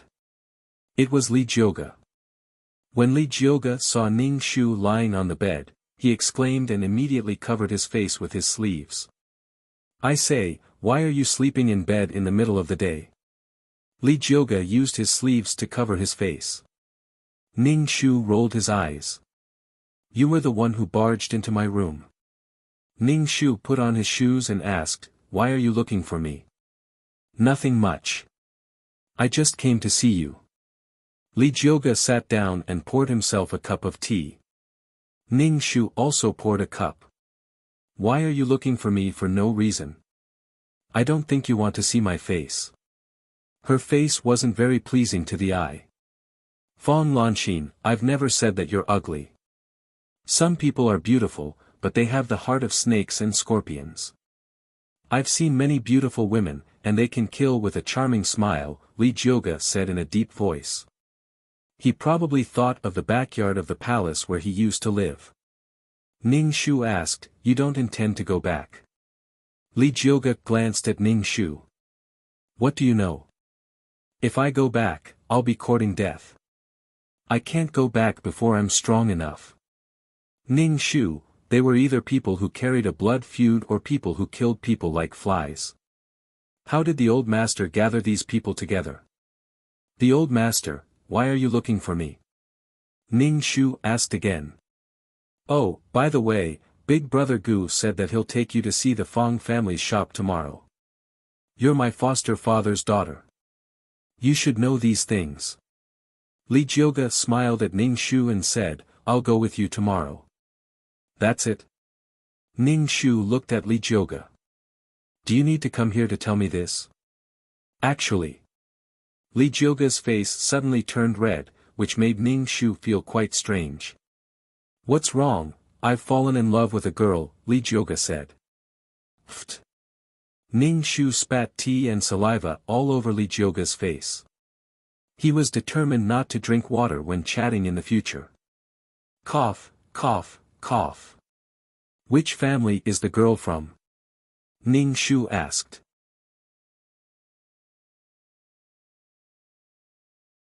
Chapter 1069. Li Jioge had a sweetheart and actually came to tell her about it. Could it be to ask for her permission? Which family is it?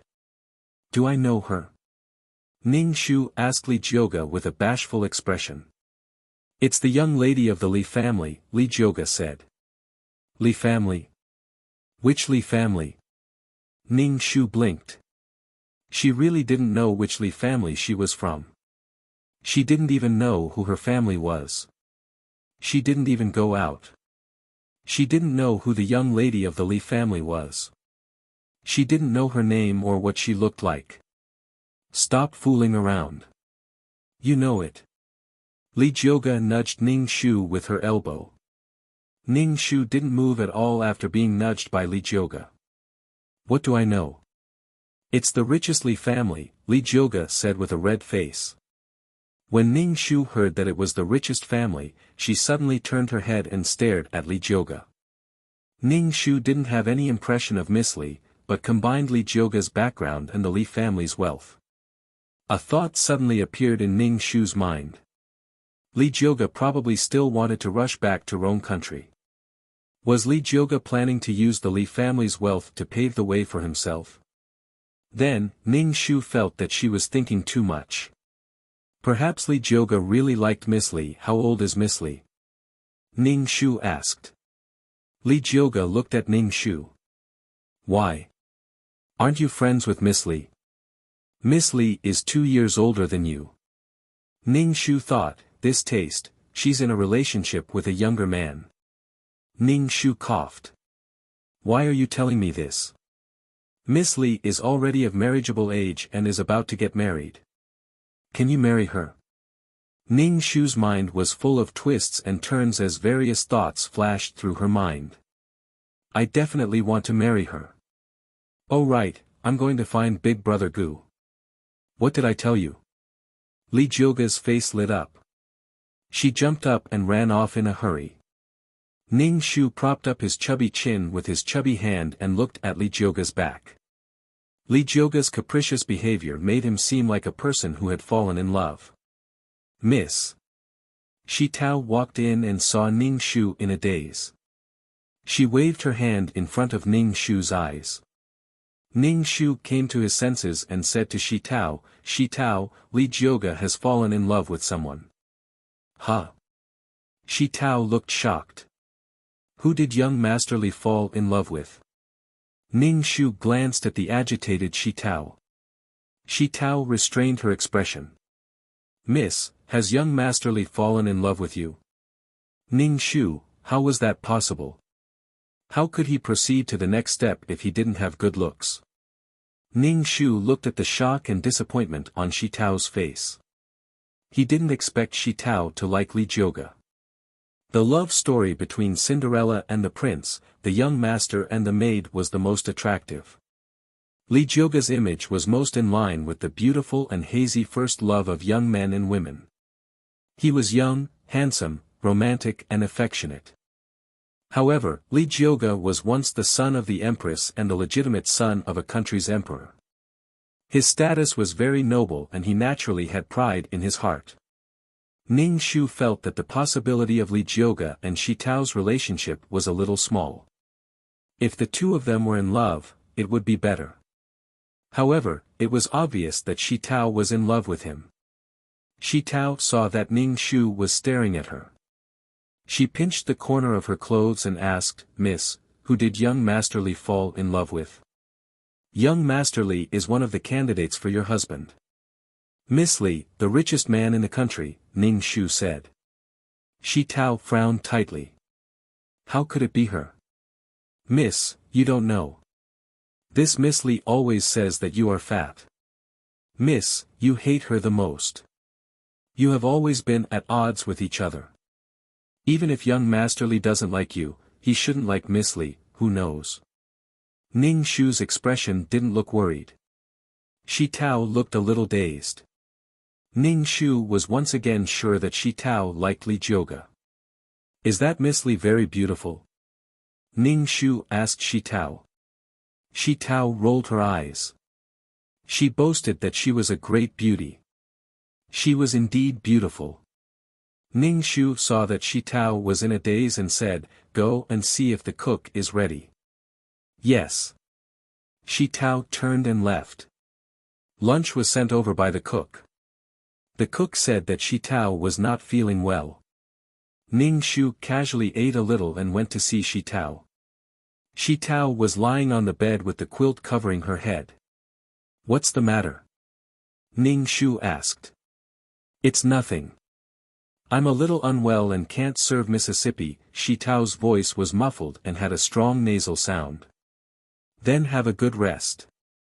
Shi Tao was heartbroken. Ning Shu returned to her room and began to cultivate. Now, there was more qi in her dantian than before. The qi was slowly transforming her body. Although she was still fat, her muscles were firm and she could be considered a healthy fatty. Ning Shu cultivated for half a day. Shi Tao, who had cried for half a day, came to serve Ning Shu with red eyes. Ning Shu sighed in her heart. Things were so helpless. "Are you feeling better?" Ning Shu asked. "I'm much better. Thank you, Mississippi." Shi Tao's voice was a little hoarse. "Miss, young Master Gu asked you to go to the front hall for lunch. He said that he has something to discuss with you." A servant girl walked in and bowed to Ning Shu. Ning Shu nodded. Could it be that he wanted to discuss Li Jioge's marriage? Li Jioge was not even fully grown and he was going to get married. Ning Shu went to the front hall. Gu Rui and Li Jioge were sitting around the table. She didn't know what they were talking about. Gu Rui had a smile on his face while Li Jioge's mouth was pulled up to his ears. Ning Shu snorted and stomped his feet heavily on the ground. "What do you want to talk to me about?" Ning Shu glanced at the smiling Li Jioge. "What are you laughing at?" "Today, I accompanied Jioge to the Li family," Gu Rui said. Ning Shu did not comment. "What happened?" "The Li family agreed to the two of you getting married, but Jioge wants to live with them," Gu Rui said with a smile. Ning Shu glanced at Shi Tao, whose head was lowered and her face could not be seen. "Then when are you getting married?" Ning Shu asked Jioge. "Shi Tao, go and see when the cook will finish cooking." Ning Shu sent Shi Tao away. Gu Rui glanced at Ning Shu and Shi Tao. He picked up the teacup and took a sip. His movements were elegant and noble. "Yes." Shi Tao hurried out.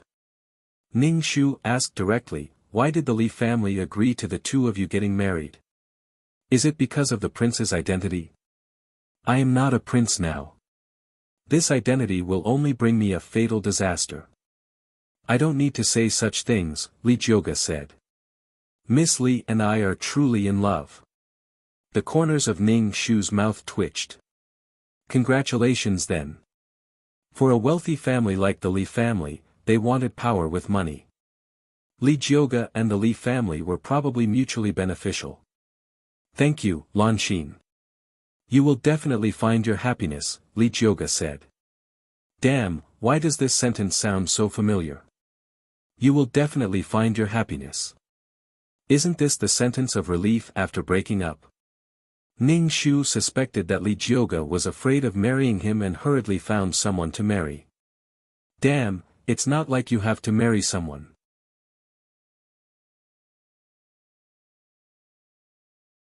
Chapter 1070.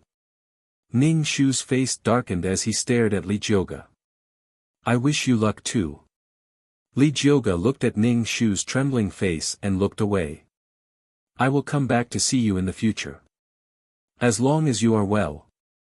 Ning Shu poured himself a cup of water and took a sip. Gu Rui had a refreshing smile on his face. Lan Xin, are you unhappy that your husband candidate married someone else? Ning Shu placed the teacup on the table. Not really. I just don't like Miss Li. She always says that I am fat. Li Jioge nodded. You are indeed a little fat. Get lost, gun. Ning Shu glared at Li Jioge. Gu Rui smiled. Even without Jioge, there are still me and Mo Juechen. There are still two husband candidates. Ning Shu thought to himself, ha ha ha ha, one wanted to kill her and the other was up to no good. Husband candidate.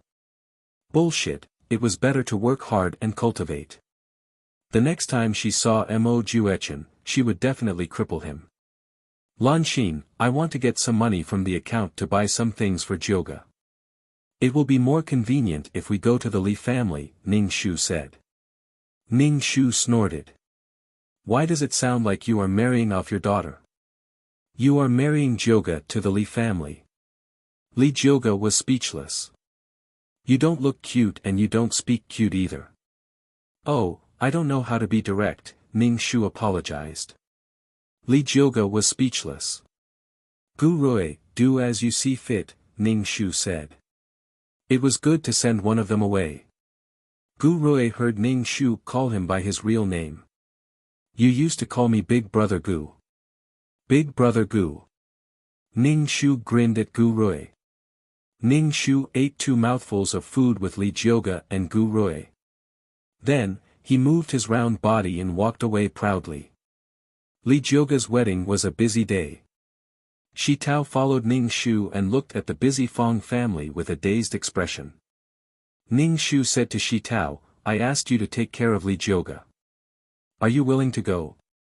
After saying that, Ning Shu regretted it. Why did he ask Shi Tao to go? Li Jioge was already married. Did he want Shi Tao to watch Li Jioge and his wife love each other? I'm not willing to go. I have to take care of Mississippi. Young Master Li needs someone to take care of him. The Li family doesn't lack servants. Shi Tao thought about it and refused. After Li Jioge left, the Fong family became much quieter. Ning Shu was still cultivating every day. Now that she was much stronger, if she met Mo Juechen again, she would definitely be able to exchange a few blows with him. Running around the yard every morning. Ning Shu had lost a lot of weight, but he was still fat compared to the average person. However, if he continued to lose weight like this, his skin wouldn't loosen up. When she had nothing to do, Ning Shu would rummage through the house, looking for any hidden mechanisms or special items. Ning Shu felt that she had to find that item. What exactly was it that made Gu Rui and Mo Juechen stay in the Fong family? But she didn't know what it was. Was it a key, a bead, a piece of paper, or a jade pendant? What a scam! Ning Shu was sweating all over as she rummaged through everything. She had basically searched every corner of the house, but she didn't find anything special. There was no mechanism either. Ning Shu even climbed up the roof beam and searched everywhere, but to no avail. Could it be that old Master Fong didn't give her anything? Damn it, my head hurts. There's no plot to be passive. Ning Shu jumped down from the roof beam. It was heavy, but it felt like a feather when it landed on the ground. Ning Shu couldn't be bothered to search anymore. She sat cross-legged on the bed and cultivated. If she couldn't find that item, that crazy Mo Juechen wouldn't be able to do anything to her as long as she was strong enough. Ning Shu cultivated until midnight. Her nose twitched and she smelled a faint scent of blood. There were also sounds coming from the roof. Ning Shu opened her eyes. There was someone. Ning Shu got off the bed and leaned against the wall. She heard the window creak. Someone had opened the window. A person jumped into the house. This person was wearing white clothes. The moment he entered, the scent of blood became even stronger. It was Mo Juechen, and he was injured. Ning Shu grinned and swung the wooden stick at Mo Juechen. Mo Juechen was an expert. When he heard the sound of the stick, he immediately turned around. When he saw the stick, he immediately used his jade flute to block it. However, Ning Shu changed the direction of the stick and hit Mo Juechen's arm. Mo Juechen groaned and grabbed the stick. He wanted to restrain Ning Shu, but Ning Shu used all his strength and kicked Mo Juechen's leg. There was a slight cracking sound. Mo Juechen groaned in pain. After kicking Mo Juechen, Ning Shu turned and ran. Mo Juechen's voice sounded behind him. Fong Lanxin, I'm going to skin you alive and boil your oil dry. Ning Shu ran directly to Gu Rui's room, kicked open the door and walked in. Gu Rui was sitting on the bed. His hair was as black as ink and he was wearing white underwear. He looked like a beautiful man who had just woken up. What's wrong? Gu Rui asked Ning Shu. Ning Shu panted. There's a pervert in my room. Gu Rui was stunned. A pervert? It's a pervert. He even knows that my name is Fong Lanxin. He must have been coveting me for a long time, Ning Shu said. Gu Rui didn't speak for a long time. What are you waiting for? Come with me to catch the pervert. Ning Shu urged Gu Rui. Wait for a moment. Go out and wait for me. Ning Shu turned and left. When Gu Rui came out, he had already put on his coat and went to Ning Shu's room. Ning Shu looked at her room, which was brightly lit. She hadn't even lit it when she left, but now it was brightly lit. Mo Juechen was really arrogant. Gu Rui walked into the room and saw Mo Juechen sitting on a stool. Ning Shu entered the room and asked in shock, "What are you doing in my room? Did you chase the pervert away?" Pervert? Mo Juechen's voice was light. What are you doing? Why are you in Lanxin's room so late at night? Gu Rui asked calmly. He glanced at Mo Juechen. Are you injured? Those self-proclaimed righteous people ganged up on me. Mo Juechen looked at Ning Shu. Those people didn't do anything to me. This wretched girl dares to make things worse for me. Ning Shu was so shocked that his face was contorted. You're the pervert. Why are you in my room? Ning Shu gathered his clothes and looked at Mo Juechen warily. Let me tell you. Although you're my husband candidate, even if you covet me, I won't let you have your way. Mo Juechen clutched his chest and groaned. Blood flowed from the corner of his mouth. It seemed that his internal injury had acted up. There's someone on the roof. Gu Rui looked up at the roof. Mo Juechen lay down on Ning Shu's bed and covered himself with the blanket.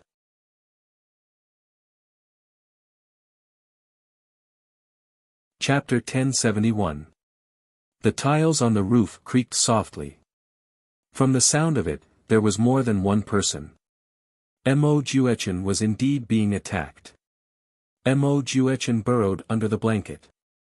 Ning Shu really wanted to shout that the devil was here. The noise on the roof disappeared after a while. Mo Juechen's face was red as he poked his head out of the blanket. Then, he lifted the blanket and tidied his hair. How disgusting. This fat girl's blanket reeks of fat. Ning Shu, who the hell allowed you to sleep on it? Why are you in my room so late at night? Did I tell you to come here? Ning Shu stared at Mo Juechen expressionlessly. She shouldn't have used a stick. She should have used a knife to stab him to death. Gu Rui took out a medicine bottle and poured out a pill for Mo Juechen. Take this. Mo Ju-chen took the pill and swallowed it. He brushed his hair and said, "Do you think I want to come to your room? Those righteous sects are the most hypocritical and sanctimonious. They would never enter a woman's room, much less search it. They won't believe that I entered a fat girl's room." Ning Shu was speechless. "Bastard. Did you eat shit? Why are you speaking so smelly?" Ning Shu stared at Mo Juechen. Mo Juechen was probably trying to take revenge on Ning Shu for attacking him. He wanted to attack Ning Shu psychologically. His words were especially vicious. "I really don't know what's the point of living like this." Ning Shu rolled his eyes. "My life is full of hope. I can dream every day that I'll become a goddess after I slim down. What do those ugly skinny people dream of? I'll always be young. My skin is tight when I'm fat. I won't be able to see any wrinkles. I'll always be young." Pfft. Mo Juechen sneered. "Why do you have so many reasons to comfort yourself when you're fat? What does it have to do with you? Did I eat your rice?" Ning Shu retorted. "Look at how you're neither a man nor a woman. If you put on some powder, you'll be able to sell yourself at a brothel. You're an ugly woman full of jealousy. I'm better looking than you.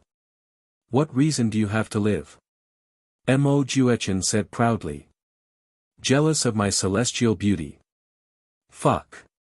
He had met his match. Shameless to the extreme. "I can have children. Can you? I can make a woman give birth. Can you?" Ning Shu, "Pfft, despicable people are invincible." "So." Mo Juechen looked at Ning Shu. "What reason do you have to continue living? You're useless and a waste of food. Alright, go and treat your injuries." Gu Rui interrupted Mo Juechen and Ning Shu's argument. Mo Juechen sat on the edge of the bed and lay down on it. He propped his head up with his hand and said lazily, "I'll stay here tonight. I can't guarantee that those righteous sects won't come back." "Get lost, who allowed you to be in my room?" Ning Shu put his hands on his waist like a teapot. "Why don't we go to the brothel? If we go to the brothel, those righteous sects won't go to the brothel with great fanfare." Mo Ju-chen casually twirled his hair and used a wooden hairpin to hold it in place. His beauty was truly alluring. "I'm injured, and I'm too lazy to move. I was also ambushed by this fat girl. I can't even walk now." Mo Juechen said insincerely. "You're sleeping on my bed, so where am I supposed to sleep?" Ning Shu stared at Mo Juechen. It seemed like he had to prepare some poison. With poison, he would deal with Mo Juechen first. Mo Juechen didn't kill him now because he still wanted something. Ning Shu suspected that Mo Juechen would kill him if he got the thing. "I don't care where you sleep." Mo Juechen lay down on the bed and sat up. "Change the blanket and pillow." Ning Shu ignored him. Not only did he occupy her room, but he also wanted to treat her like a servant. Dream on. Ning Shu couldn't beat him now. Otherwise, he would have thrown Mo Juechen out. His body wasn't good, and his foundation wasn't good. Even his cultivation speed was slow. Ning Shu turned and left the room. Gu Rui asked, "It's so late, where are you going?" "I'm going to sleep with Shi Tao." "You two can go do it." Ning Shu closed the door. "Have fun." Ning Shu knocked on Shi Tao's door. When Shi Tao saw Ning Shu, she rubbed her eyes and asked, "Miss, are you hungry? I haven't eaten supper for a long time. Don't talk to me about food. I'll squeeze with you. I don't have anywhere to sleep." Ning Shu said. In the end, Ning Shu and Shi Tao squeezed together. The bed was small, so Ning Shu slept on his side. When he woke up, his whole body hurt. Shi Tao didn't sleep well either. Ning Shu suppressed his anger. When he returned to his room, Mo Juechen had already left. He was probably recuperating. After breakfast, Gu Rui came to look for Ning Shu. He said that he wanted to bring Ning Shu to check out the Fong family's shop. Ning Shu tidied up a little and went out with Gu Rui. They sat in a sedan. When the 4 sedan bearers lifted Ning Shu, they all snorted. Ning Shu thought to himself, "It's good that I didn't sprain my waist." The sedan chair swayed and Ning Shu almost fell asleep. Finally, the sedan chair stopped. "Miss, we're here." Shi Tao lifted the curtain. Ning Shu got out of the sedan and looked at the signboard. It was a tea shop. Gu Rui walked in first. Ning Shu looked at the tea leaves and asked the waiter to pack some of each tea. "Why are you bringing so many tea leaves back?" Gu Rui asked in surprise.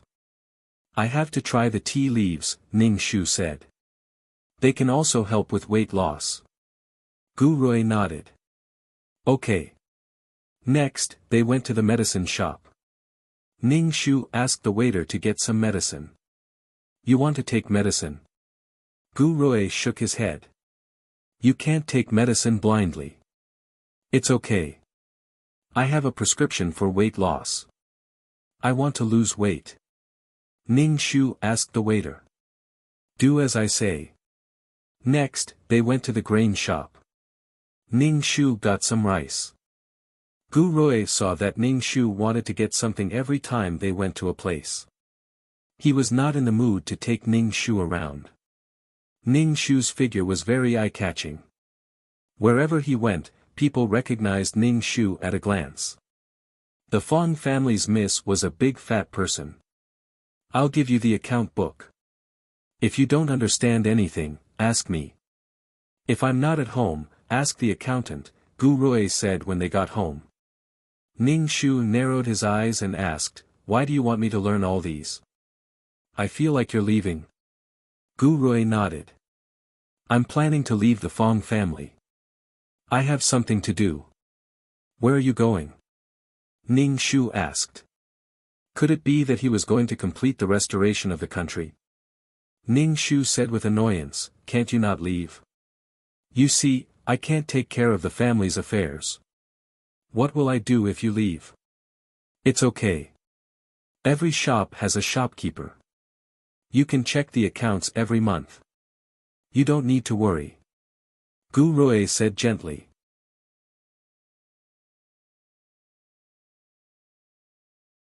Chapter 1072. Must you leave? Where are you going? Ning Shu asked. After weighing the pros and cons, he felt that it was better for Gu Rui to leave. But did Gu Rui get what he wanted? He wanted to leave before he got what he wanted. "I'm going to travel the world." Gu Rui looked up into the distance. Gu Rui's clothes fluttered slightly, as if he was going to leave with the wind. "Ning Shu, travel the world? You must be kidding me. You don't have to worry. I'll inform the salesperson before I leave. You just have to check the accounts every month," Gu Rui said. If he really didn't care about anything, who knew what his subordinates would be like? They would stuff their own pockets. They would even bully a chubby and cute girl like him. Gu Rui saw that Ning Shu didn't know how to speak, so he said, "If you're really worried about your subordinates, you can find a man to help you manage the Fong family business." Ning Shu, damn, 2 out of the 3 husband candidates had left. The last one was Imo Juechen. It was as good as none. "Rather than traveling the world, I might as well stay in the Fong family," Ning Shu said. "I don't know anything about the Fong family business now." "Then I'll wait for you to familiarize yourself with the Fong family business before I leave," Gu Rui said. Ning Shu nodded and carried the herbs back to his room. "Miss, what will you do if young Master Gu leaves?" Shi Tao asked worriedly. Ning Shu processed his herbs and said lightly, "I'll do what I have to do." Did Gu Rui find something? He had been in the Fong family for so long. How could he leave without achieving his goal? Ning Shu felt that Gu Rui was testing him. Miss, if Gu Rui leaves, the Fong family won't have a man to support the family. You won't be able to hold on, Shi Tao said worriedly. Miss, why don't you marry young Master Gu? Old Master said that you can marry whoever you like. Shi Tao gave Ning Shu an idea. We'll see. Ning Shu said indifferently.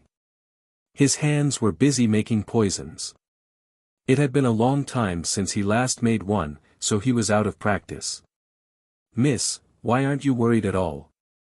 Shi Tao was anxious to death. I already have a plan in mind. Stop arguing, Ning Shu said.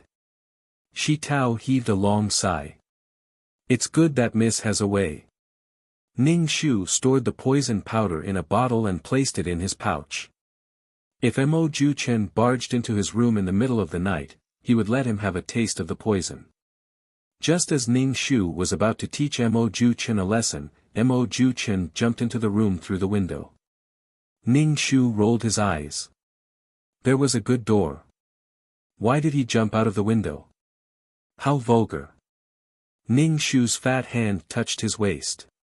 He wanted to see if his poison concocting skills had deteriorated. Fat chick, hand it over.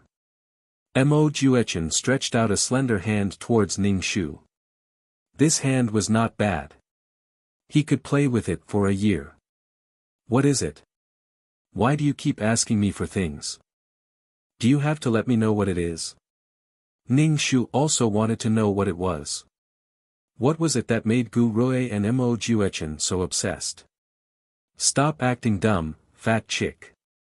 Do you believe that I won't let you live a life worse than death? Didn't you want to slim down? I promise I'll make you slim down. Mo Juechen looked at Ning Shu. Fuck, I really don't know what it is. Ning Shu roared. You really don't know? Mo Juechen frowned and muttered to himself, where did that damned old man put it? What should I know? Ning Shu rolled his eyes. I don't know anything. You should ask Gu Rui. Oh, right, Gu Rui is leaving the Fong family. You can ask him if you have anything. Gu Rui is leaving. Mo Juechen raised his brows in surprise. He left like a gust of wind. Not long after, Mo Juechen returned like a gust of wind. He stared at Ning Shu and said, Fat chick, how dare you trick me? What trick? Gu Rui won't leave.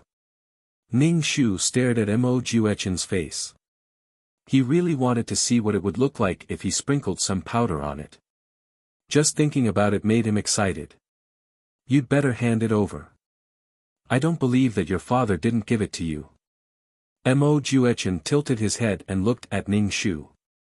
This action made Mo Juechen feel a little innocent. Be good and hand it over. Ning Shu vomited blood. What the hell was that thing? Fuck, you have to let me know what it is. Ning Shu flipped the table. Mo Juechen looked at the flipped table and glanced at Ning Shu. Are you crazy? Your father really didn't give you anything? No, you really don't know what it is. I don't know, what use do you have? My father dotes on me. I don't have to worry about anything. You're in so much pain that you're an idiot. Mo Juechen, take this. Idiot, Ning Shu ran towards Mo Juechen. Mo Juechen nimbly dodged. Don't underestimate me. I'm an agile fatty. Ning Shu sprinkled a handful of powder on Mo Juechen's face. Then, he covered his handkerchief and retreated. Mo Juechen hurriedly wiped the powder off his face. It disappeared like a gust of wind. Ning Shu laughed with his hands on his hips. He was feeling very good. I'll let you grow some beautiful pimples. During dinner, Ning Shu saw that Mo Juechen's jade-like skin was a little red. There were even some small pimples on some parts of his face. He was feeling good inside, but his expression did not change. Mo Juechen scratched his face from time to time. Ning Shu ate seriously. Pa. Mo Juechen suddenly stood up and slammed his hand on the table. Ning Shu was startled and choked. Cough, cough, cough. Ning Shu hammered his chest and swallowed the food in his throat with difficulty. What are you doing? Are you crazy? Ning Shu said unhappily. Mo Juechen pointed at his face. Stupid fatty, how dare you touch my face? Your face is yours. When did I touch your face? Ning Shu rolled his eyes and retorted. You poisoned my face. Mo Juechen gritted his teeth.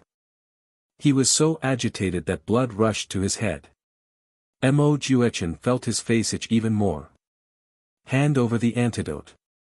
Mo Juechen's eyes were dangerous. Don't provoke me. Ning Shu hurriedly shook his head and said innocently, I didn't poison you. I was planning to make a facial cream. How could it be poisonous? Your skin must be too weak. Stupid fatty. Gu Rui's expression was very helpless. Alright, I'll take your pulse later to see if you've been poisoned. Ning Shu looked at Gu Rui in surprise. You know medicine too? I know a little bit about it. Gu Rui said casually.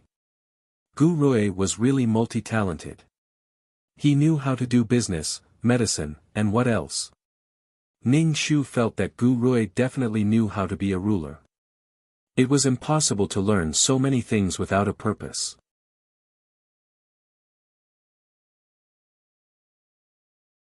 Chapter 1073.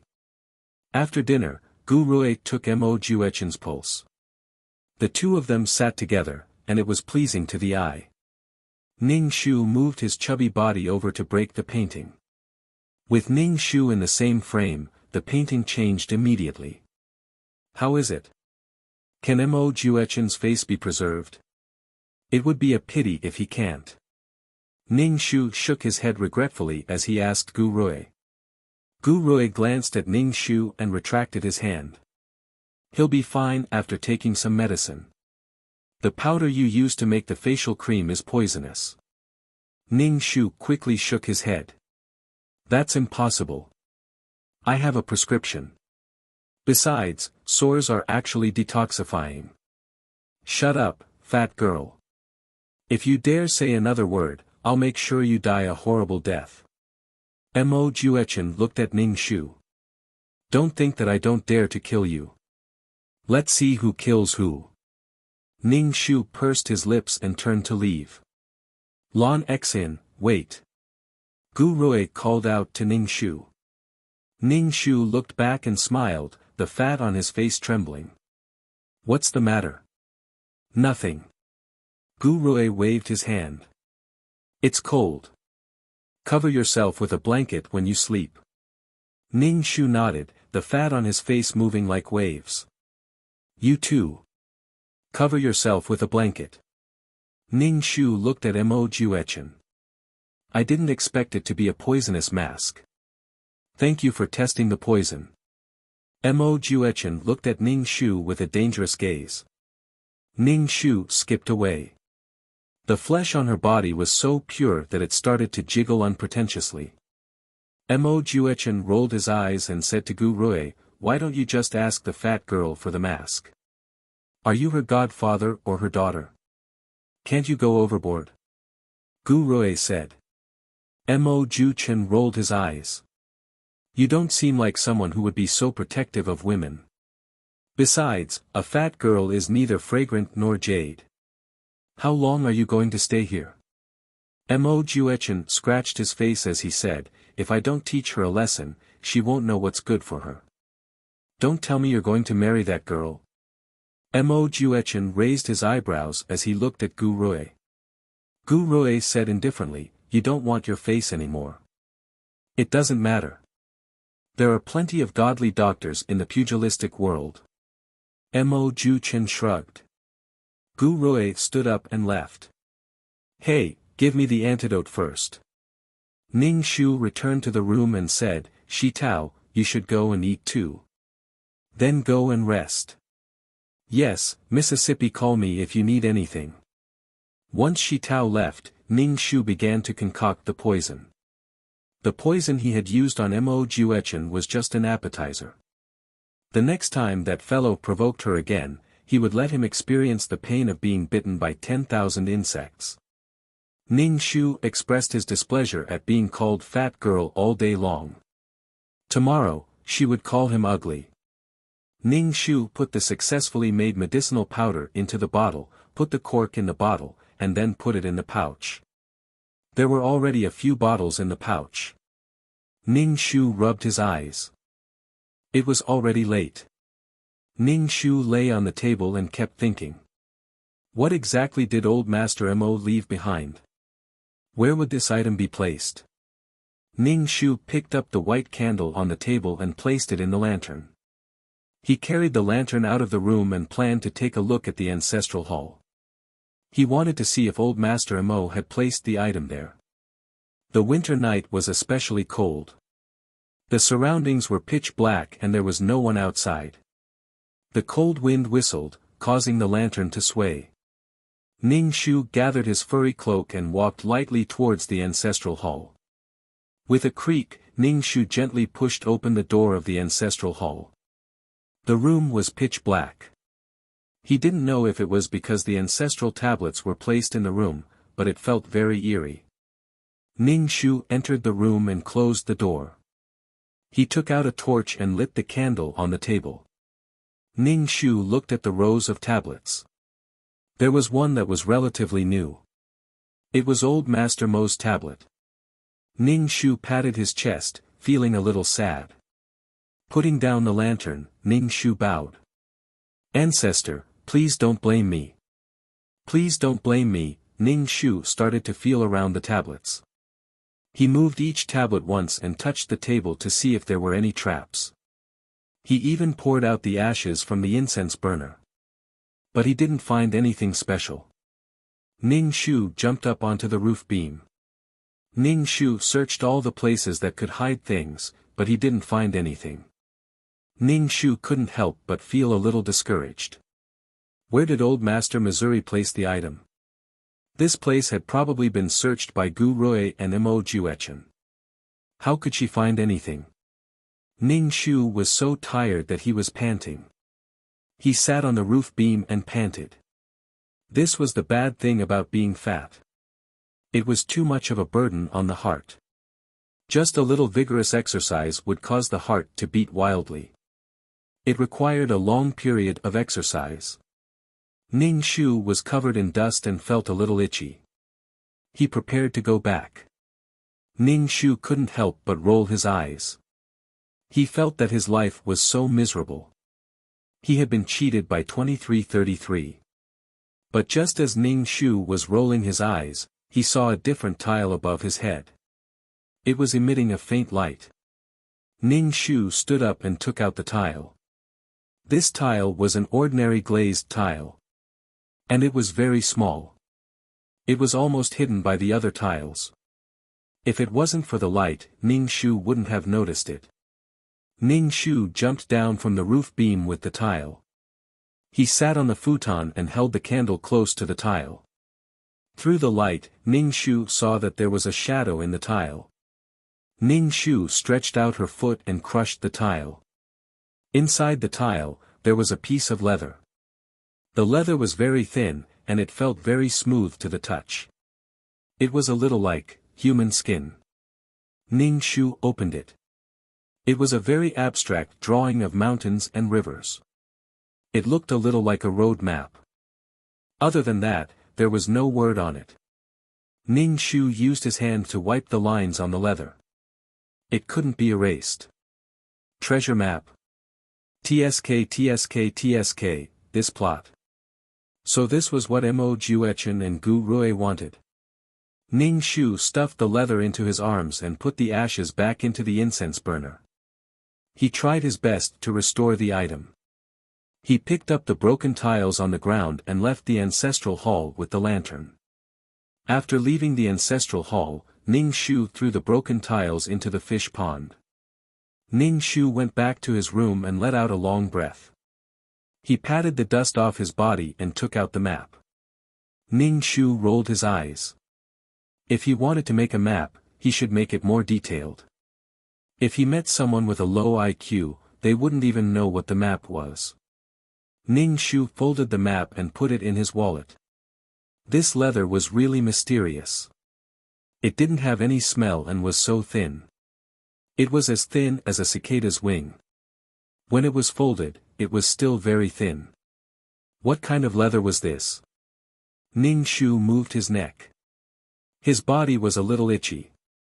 Ning Shu went to the kitchen to boil water for a bath. It wasn't normal to take a bath in the middle of the night. Ning Shu didn't want to arouse suspicion. He also made himself something to eat. After boiling a pot of water, Ning Shu took a bath and ate something. Then, he sat cross-legged on his bed to cultivate. Ning Shu was sure that this was what Mo Juechen wanted.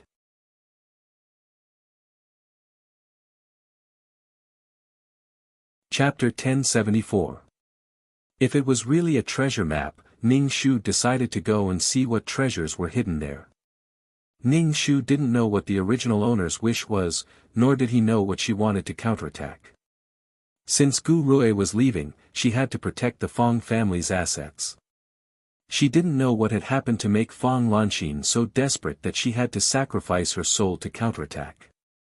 Ning Shu wasn't in the mood to cultivate anymore, so she just lay on the bed and slept. In the end, he slept all the way until dawn the next day. Ning Shu opened her eyes and saw Shi Tao tidying her clothes. "Miss, you're awake." Ning Shu made a sound of acknowledgement. She stretched and felt refreshed. She felt like the dust had settled. She didn't know what it was before, but now that she found it, she felt at ease. She didn't feel like she was hanging in the air anymore.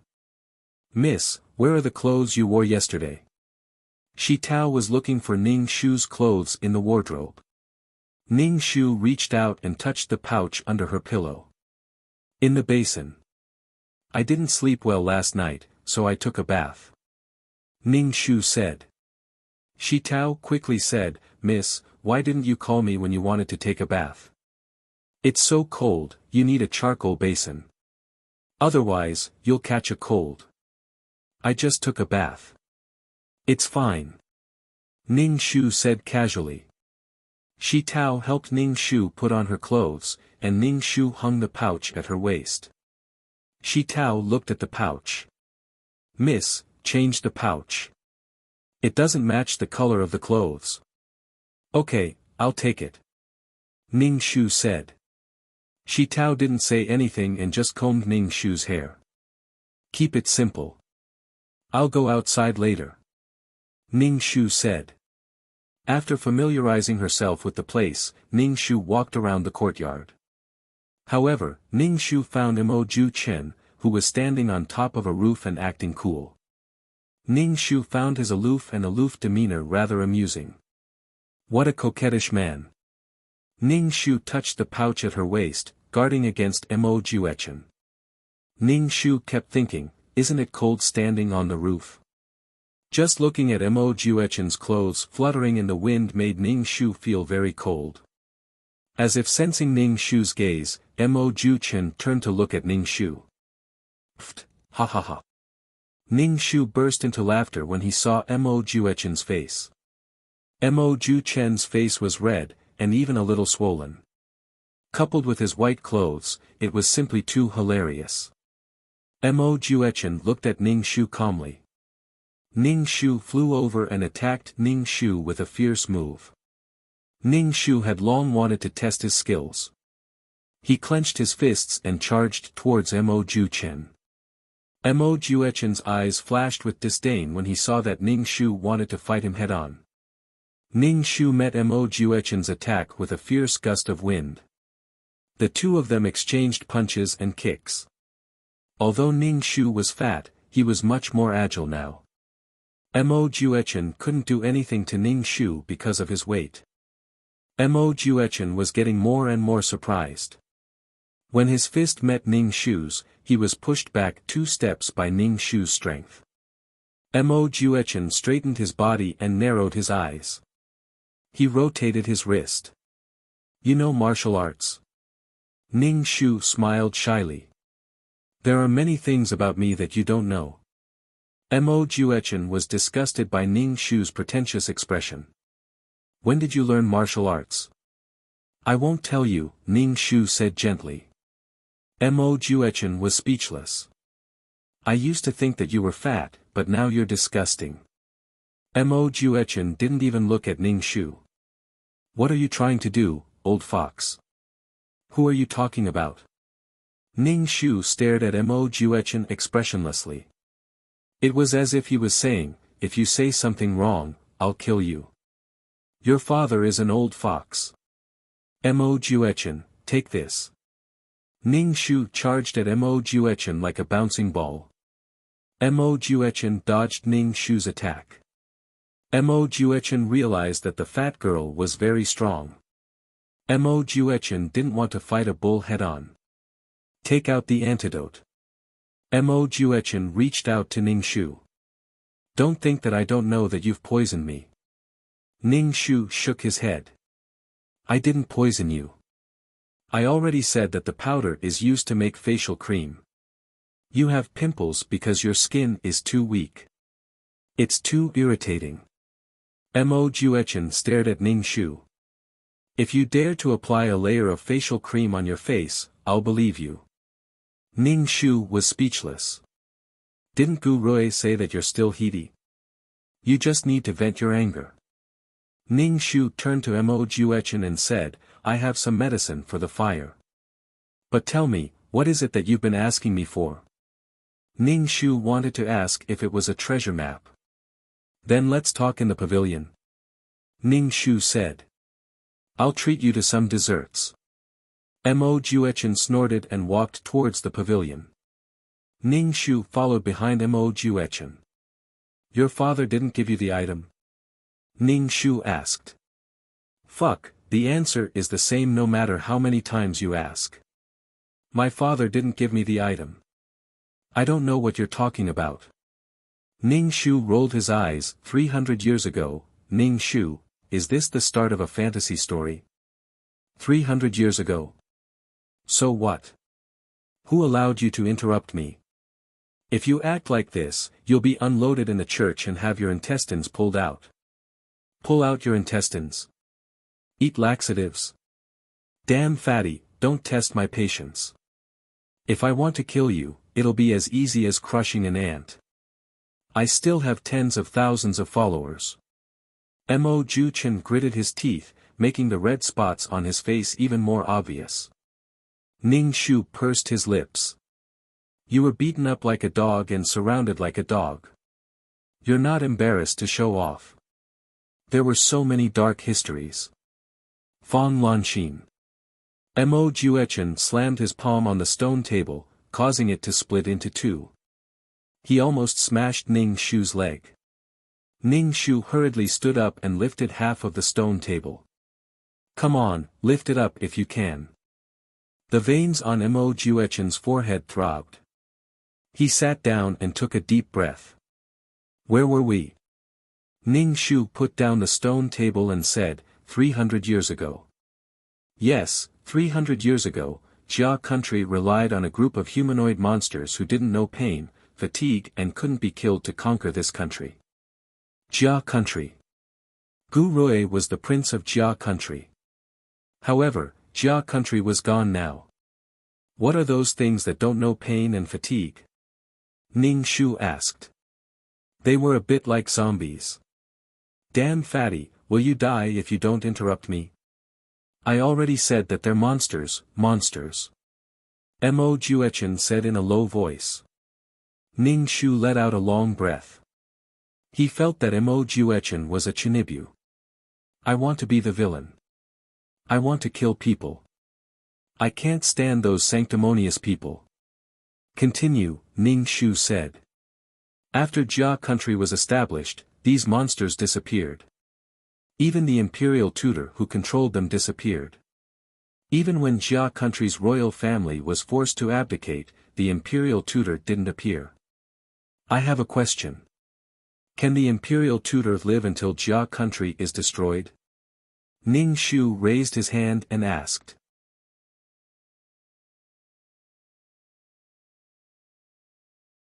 Chapter 1075. It had been more than 300 years since the founding of the Jia kingdom. It would be a miracle if the imperial tutor appeared when the Jia kingdom was destroyed. Can you not interrupt me when I'm talking?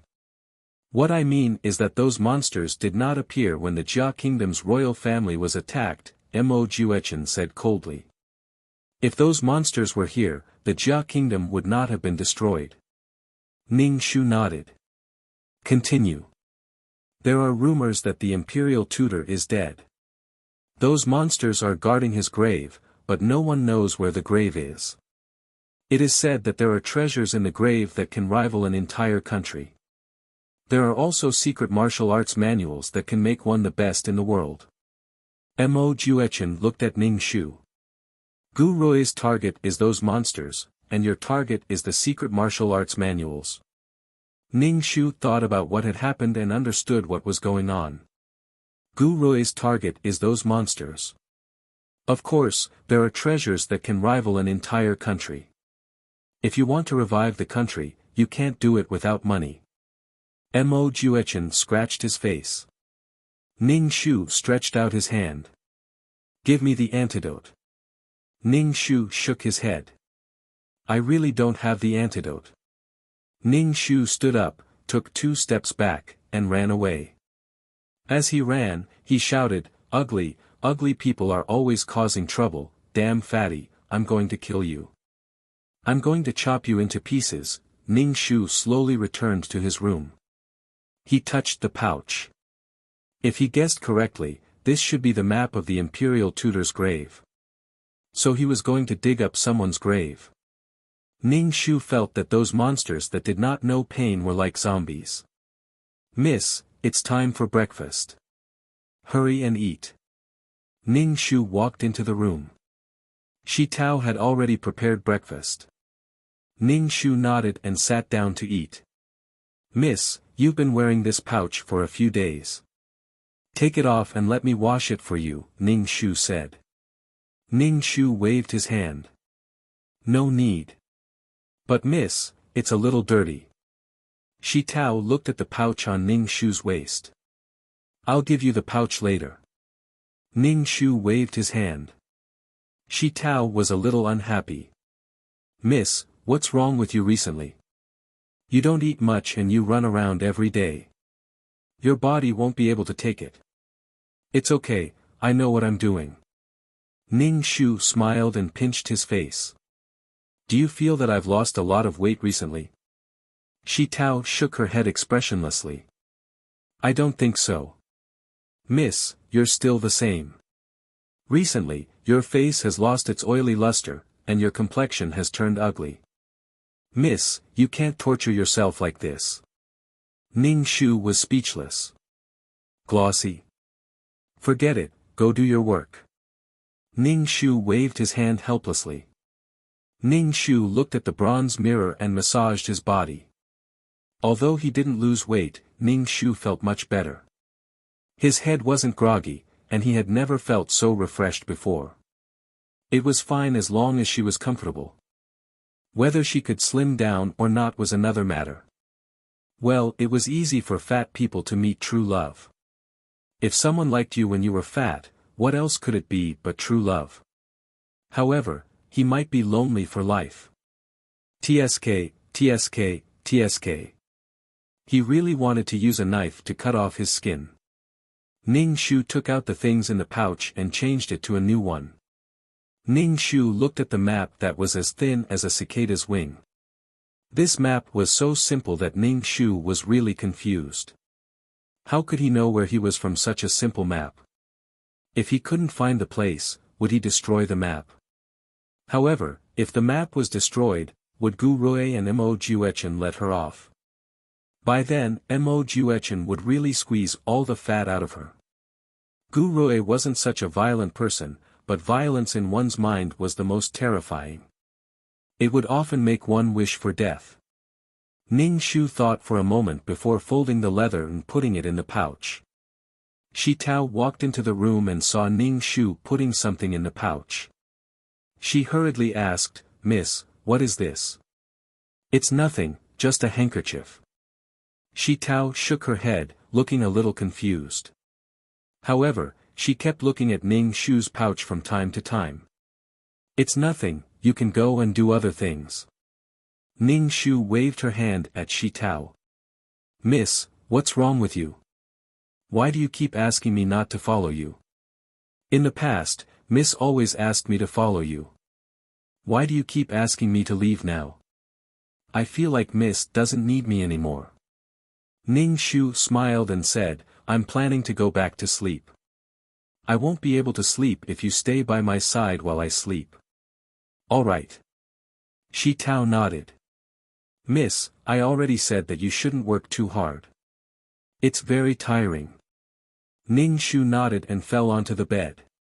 Shi Tao went out and closed the door.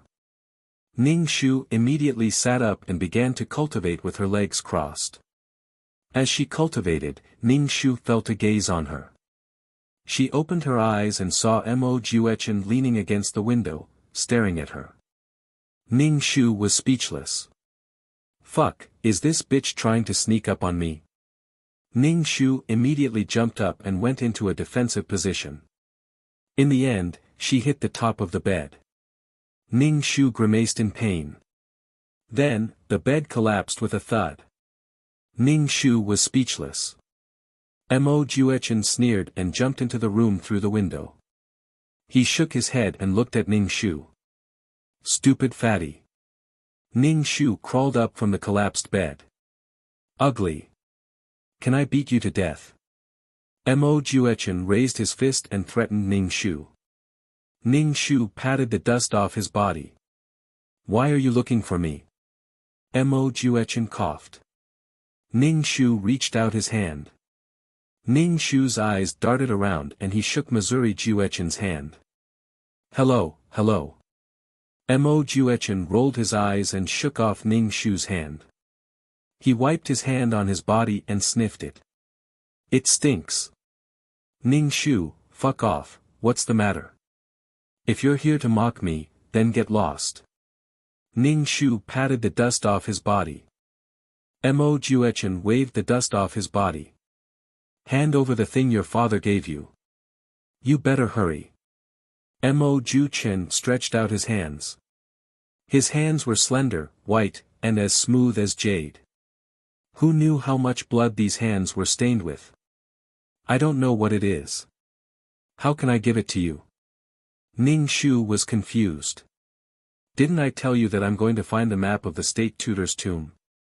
Mo Juechen said. If your father gave it to you, I advise you to hand it over quickly. Gu Rui hasn't made a move yet. If he does, you can just wait for your death. That guy is a vicious person. He might do things beyond your imagination. Even I, a person who kills people like flies, have to admit defeat. Ning Shu asked, what did he do? You don't want to know. Otherwise, you'll be traumatized when you see him. Mo Juechen stared at Ning Shu. So hurry up and hand it over. Ning Shu asked again, he's not a pervert, is he? Who cares if he's a pervert? Hand it over. I think it's most likely on you. You're tuning into the Han Li's Wuxia Adventures YouTube channel. We're so grateful for your support and don't forget to subscribe to join us on this incredible journey through captivating stories. Your generosity through donations truly makes a world of difference, as it's the primary source of revenue that allows me to expand and enhance this channel for you. Thank you from the bottom of my heart for being a part of this adventure.